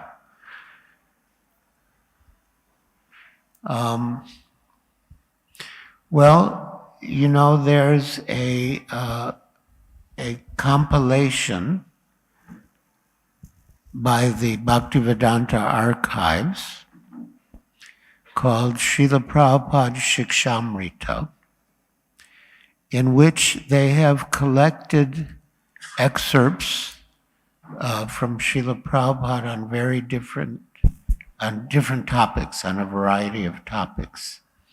And I would think if you look in that book under ISKCON, you'll find a lot. They, as you say, they're scattered here and there, but in this book, they've been brought together.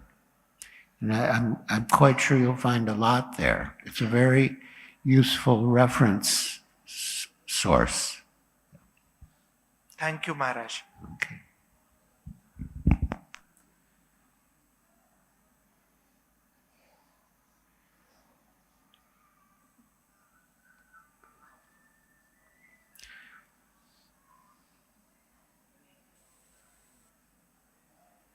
I'm going to have to take a break for about 5 minutes.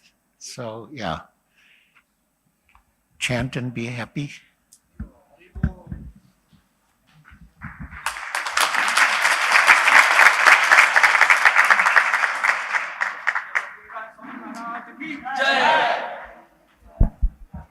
Hare Krishna. The devotees are requested to stay back for getting Maharaj's signature on his books. Maharaj will come back immediately after 2 minutes.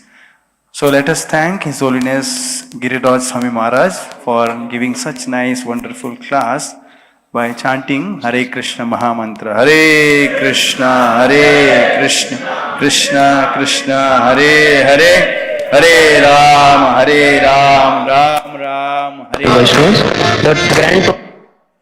हरे कृष्णा. बहुत ही सुंदर एक video आपके लिए waiting कर रहे हैं, तो आप थोड़ी देर के लिए वेट कीजिएगा. आज बालोत्सव होगा. ये एज ग्रुप 5 से लेकर 15 तक के लिए 4 बजे से 8 बजे तक एनवीसीसी मंदिर में ही होगा. और ये बालोत्सव मेगा इवेंट, किड्स का इवेंट है. बच्चों से और of the children, by the children, for the children. Hare Krishna. So at NVCC 28, 29, ये सैटरडे और संडे दो दिन, और श्री राधा कुंज बिहारी में मंडे को 30 तारीख को हिज ग्रेस चैतन्य चरण प्रभु श्रीमद् भागवतम क्लास देंगे. हरि वो. और हिज ग्रेस भूरिजन प्रभु द्वारा 31 जनवरी ट्यूसडे और 1 फरवरी वेडनेसडे 7 बजे से लेकर 9 बजे तक जपा सेमिनार होगा. हरि वो. ब्रह्मोत्सव ये एनवीसीसी मंदिर में होने वाला है. 5 दिन का ये फेस्टिवल है और 1 फरवरी से लेकर 5 फरवरी तक इसका जो बारे में आप ज़्यादा जानकारी जानना चाहते हैं तो अनाउंसमेंट ये पैम्पलेट लगाया हुआ है नोटिस बोर्ड में, आप उसको देख सकते हैं. और अभी एक छोटा सा वीडियो है, जब तक महाराज आएंगे तब तक. हरे कृष्ण. हरे कृष्णा. एक मिनट. ये है इस्कॉन एनवीसीसी और राधा कुंज बिहारी मंदिर का इस साल का जो मैराथन के बारे में, हालांकि डिवोटीज बहुत कम है, तो कितने लोग ये मंदिर का जो स्कोर है जानते हैं? हाथ उठाइए. कितने लोग जानना चाहते हैं? हाथ उठाइए. सब लोग. ठीक है, ये 2 मिनट वीडियो आपके लिए. हरे Krishna.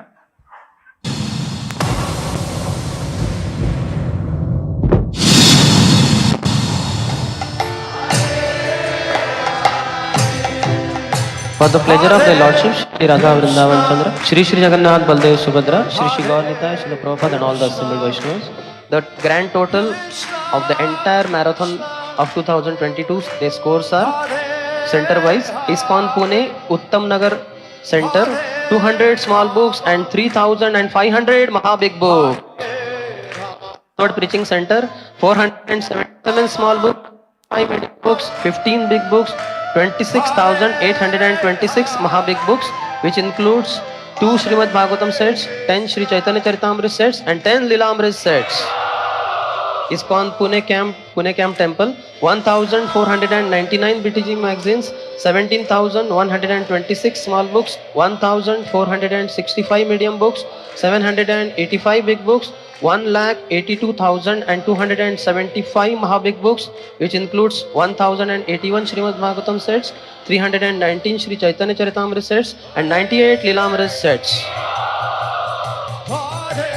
ISKCON Pune NVCC Temple, 39 BTG subscriptions, 3,545 BTG magazines, 42,414 small books, 3,496 medium books, 4,763 big books, 2,78,074 Mahabig books, which includes 1,105 Srimad Bhagavatam sets, 135 Sri Chaitanya Charitamrita sets, and 74 Lilamrita sets. So the total score of Marathon 2022 for ISKCON Pune is 39 BTG subscriptions, 5,044 BTG magazines, 60,217 small books, 4,986 medium books, 5,563 big books, and 4,90,675 Mahabig books, which includes 2,188 Srimad Bhagavatam sets, 464 Sri Chaitanya Charitamrita sets, and 182 Lilamrita sets. So the grand yearly total book distribution score of ISKCON Pune for the year 2022, whole year score: 498 BTG subscriptions, 25,303 BTG magazines, 1,27,578 small books, 9,127 medium books, 11,820 big books, and 5,92,288 Mahabig books, which includes 3,056 Srimad Bhagavatam sets, 951 Sri Chaitanya Charitamrita sets, and 268 Lilamrita sets, thereby making the grand yearly total of 12,37,579.40 book points. Haribo. So that is equivalent to 6,18,790 Mahabig books. Haribo. Srila Prabhupada Transcendental Book Distribution Marathon ki. Srila Prabhupada ki. Krishna Krishna, Hare Hare, Hare Rama, Hare Rama, Rama Rama, Hare Hare.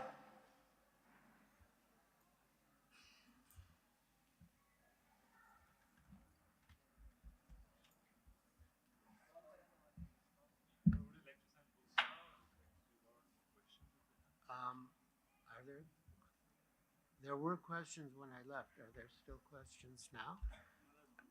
Are there questions or comments? Okay, we'll take those and then we'll Hare sign Krishna. books. No, not him. Yes, Maharaj, one question. Someone new. While preaching, Maharaj, sometime generally I'm engaged in college preaching, or sometimes direct preaching also. So sometimes it happens that some people are favorable and some are non-favorable, and there is always doubt. Like if there is always a confusion or a kind of worry that non-favorable people or those who are little opposing, they will affect those who are favorable. Especially it happens in college preaching that if some boy becomes little anti to our preaching or little anti to our philosophy, then it's a big fear. Then there is a big tension how to protect the one who is favorable or who is becoming Krishna conscious. And as a neophyte preacher, kind of, I'd sometime tended to call favorable one and tell him that you should not listen to others, or you should be aware, or little bit more more aware that some people are there who are little anti, or who will be just telling you something else, or little different. Then what is the correct way of protecting the one who is favorable? That is my question. Well, I think what you described sounds fine. That you can say that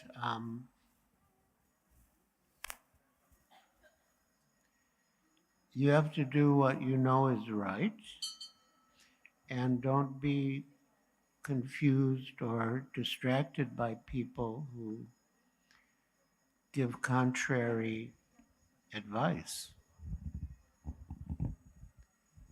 Sometimes it appears to be defending before the problem has occurred. So that also is little awkward in one sense. Like we are calling the person and defending ourselves only. So how to understand this? But I think it's better to warn them before it happens rather than after it happens. Because after it happens, it might be too late. They might already be influenced by the negative talks. Yeah.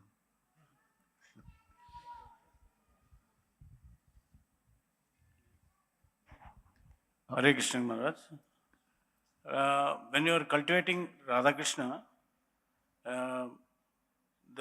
he was arguing with you for some time about Shiva, and you are continually supporting Krishna. Later on, he revealed Radha Krishna deities to you. What? Huh? No, you're Ram Krishna, sir. You're mixing up two things. Mr. Ramakrishna and I were arguing whether Shiva is supreme or Krishna is supreme. And then I brought him to meet Srila Prabhupada, and Srila Prabhupada didn't get into that controversy. He just spoke about the difference between puja and bhakti. That was one thing. And the discussion with the man who had the Radha Krishna deities, that was something else. Sorry, I was little. Yeah, that's okay. That's okay. Just little. Yeah, no So, problem. regarding the Radha Krishna deities, what was your moment of you felt you're victorious, when you felt very, very victorious, that you are firmly fixed to Krishna consciousness? When that person, gentleman, revealed the Radha Krishna deities after argument, I want to test you. Yeah. You felt you are very, very victorious or very humbled that you are in the right process of Krishna consciousness. That was early days of your Krishna consciousness. What was your feeling that time? Well, I was happy. I was happy that he was a devotee of Radha and Krishna. I was happy that I passed the test. I was happy that he became a life member. Yeah, I was happy.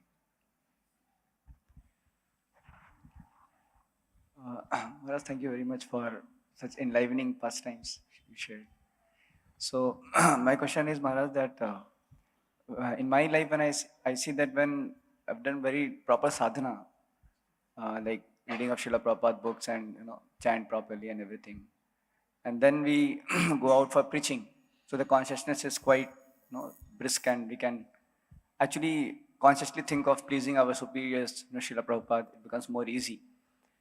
But as in I understand, those days things were like so many services, there are a lot of need, and you're all so much extending yourselves for pleasing Srila Prabhupada. So I wanted to know that how in those days, like you were also telling, sometimes you not even get time to read sometimes. It will happen sometimes. But because you were serving person Bhagavad, Prabhupada said that he encouraged you like that.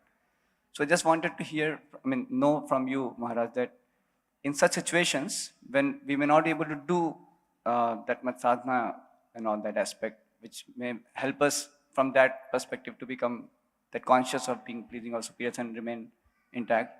In those situations, what way we should, what is your advice that we can still remain focused and not being affected by material energy and, still be having that consciousness? Like what could be your, what is your advice in such situations?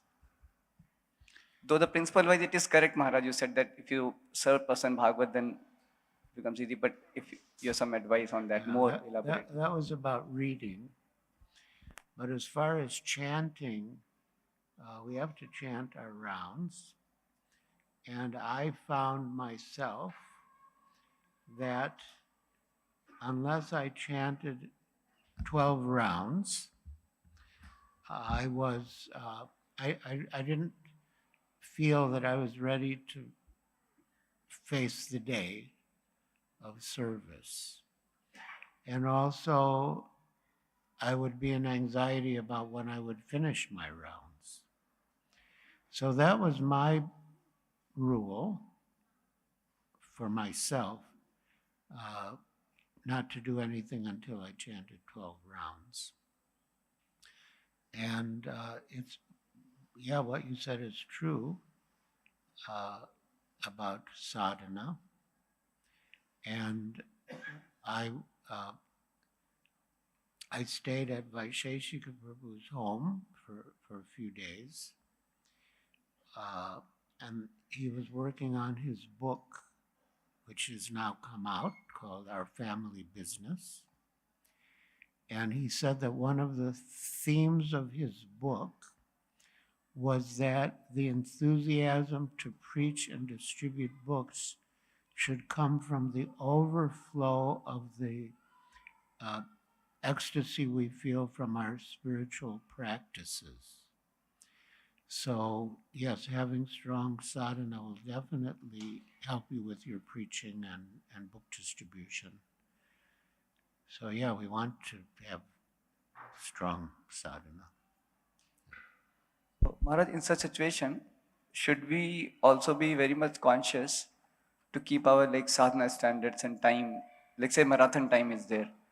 So that time we should kind of also being very consciously putting those hours for our sadhana, and then we can be going on for book distribution and all that. Or sometimes there may be greed, as a team may feel that maybe we can do more and we can be little more less in that. Sometimes that kind of thing also comes up from the team members. So your advice on that? I would say that you have to do your rounds, but you can, you can set aside the reading. That was what, it was in relation to the reading that Srila Prabhupada said, by serving the person Bhagavat or reading the book Bhagavat, you get the same result. So, of course, it's good to read a little every day, just a verse and a purport or a page or two. But yeah, doing service in the marathon, yeah, you get empowered. Yeah, give yourself fully to the service, and yeah, you'll be blessed.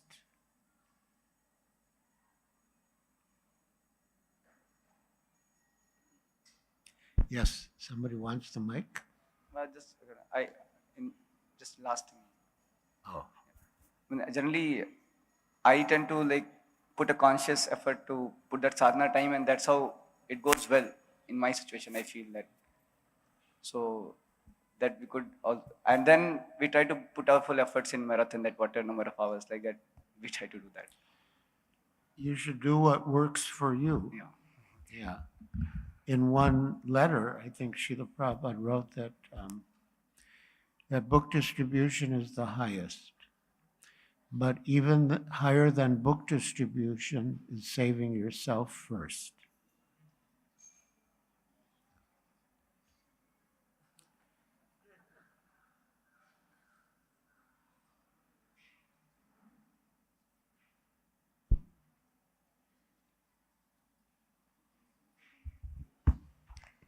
Hare Krishna Maharaj. I offer my most respectful obeisances unto your lotus feet. Sorry? I offer my most respectful obeisances unto your lotus feet. Maharaj, this is regarding the preaching in uncompromising way. Just like you said, Maharaj, that when you used to preach to the Mayavadis and the demigod worshippers, you used to preach in uncompromisingly. So my question is that when among the family members, there are many demigod worshippers. They do not believe the supremacy of Lord Shri Krishna. So sometimes while preaching to them, I generally tend to make some mistakes on basis on that the relationship is spoiled. So what considerations should I make while preaching to them? Should I focus more on the relationship, or should I focus more on the pleasure of Srila Prabhupada? Yeah, once I visited a family of Indian origin, but living in America. The lady was my disciple, is my disciple, and her mother was visiting from India. And her mother was very nice, very pious, and the daughter and even the son-in-law really appreciated her. But at a certain point, she started to speak Mayavad philosophy.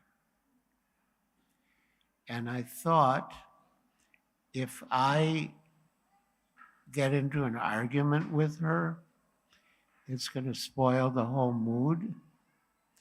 And I didn't want to do that. So I thought a better approach would be to give her one of Srila Prabhupada's books. And I thought,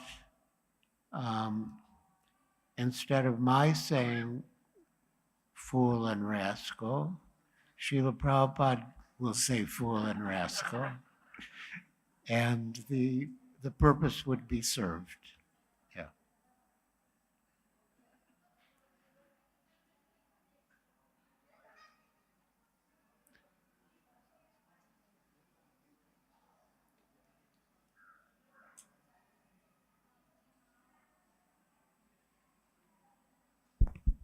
Hare Krishna Maharaj.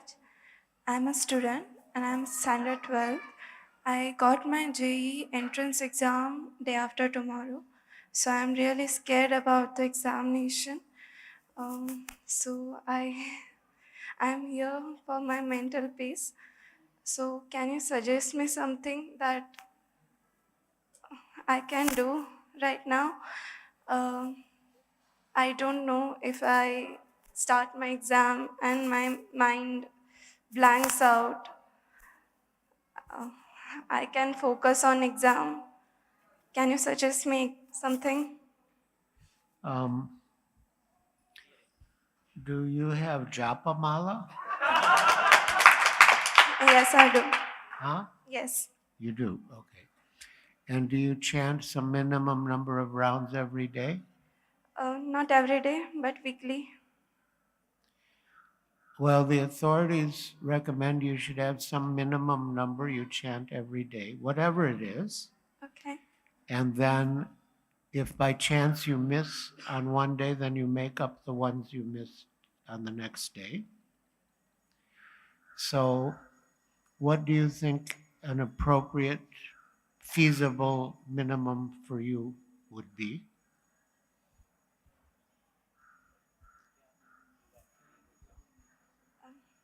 One round. One. Yeah. Okay, so do one every day, and by chance, if you miss your one, then you make it up. Okay. Okay. And then for your exam,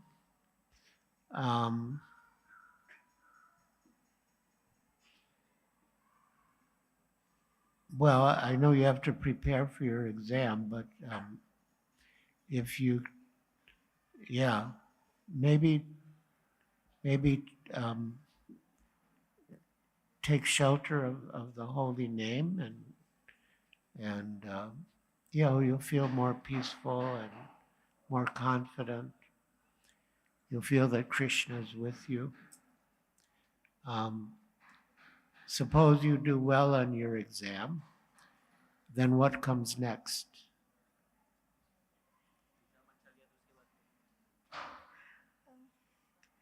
The happiness I will see on my parents' face is all can.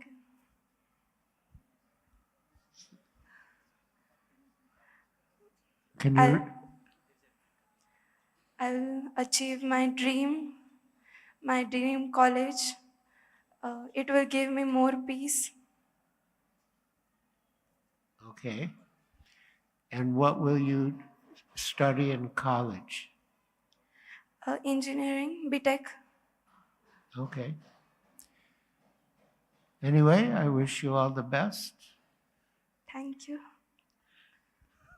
Hare Krishna.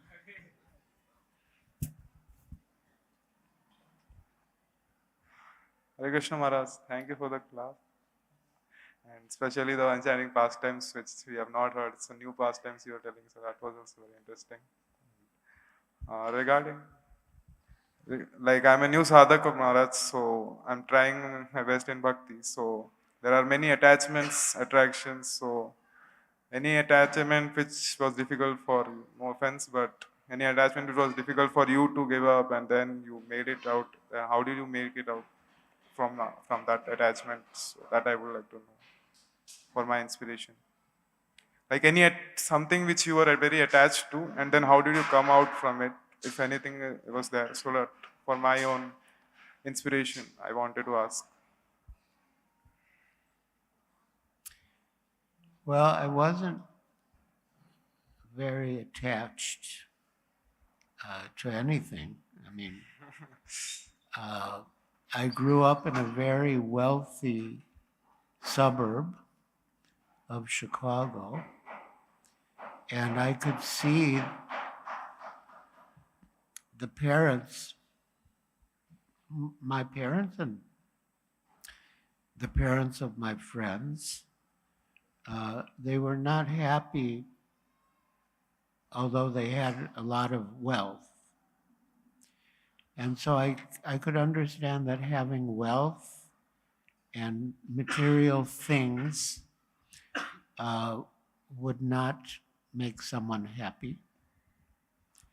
So I was already quite detached from all those things. And I wanted perfect happiness, but I understood that perfect happiness could not be achieved materially, but only spiritually. And then I understood that to progress spiritually, I needed a guru. And then my quest became to find my guru. And then eventually I did meet Srila Prabhupada, and then I dedicated whatever I had to him.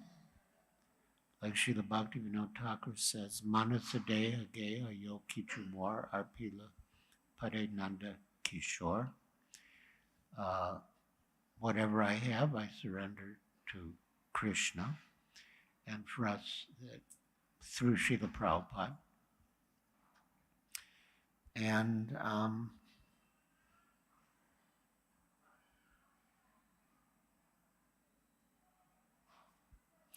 I don't really think of any attachment. I mean, maybe I shaved up a little early, because after I shaved up, I was sort of missing my hair, but I got used to it.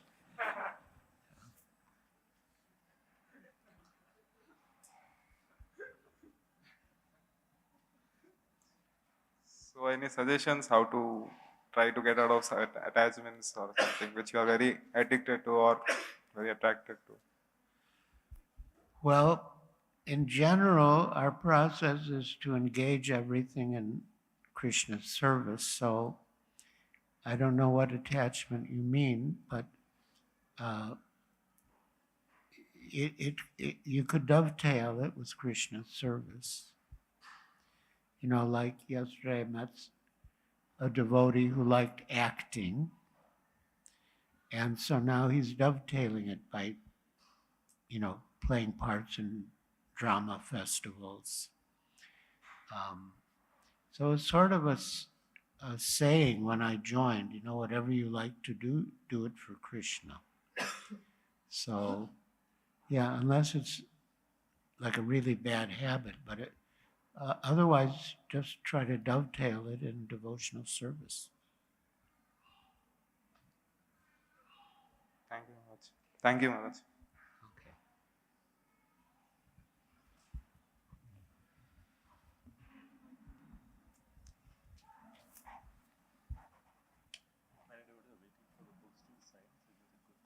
Yeah. Yeah.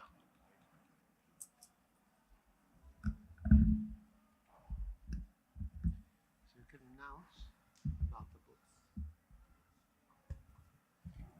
Maharaj will be here for some more time to sign the books. As we announced, Maharaj has written many wonderful books, and this is his favorite service to Srila Prabhupada, as he just told. So this is a wonderful book. I'll build you a temple, the Juhu story. And there are others, Life's Final Exam, Watering the Seed. Watering the Seed is there in Hindi also now. Beej ka Seechan. So जो भक्त हिंदी में महाराज जी का book पढ़ना चाहते हैं, बीज का सींचन, वो ले सकते हैं। उसमें महाराज जी बताते हैं कैसे उनकी प्रभुपाद जी से भेंट हुई, कैसे उन्होंने प्रभुपाद जी की अलग अलग स्थानों पर सेवाएं की हैं। तो आप ये बुक लेकर के महाराज व्यक्तिगत रूप से उसके ऊपर हस्ताक्षर करेंगे, आपके लिए एक संदेश लिखेंगे, तो आप इसका लाभ लीजिए महाराज के व्यक्तिगत संघ का और व्यक्तिगत संदेश का। हरे कृष्ण।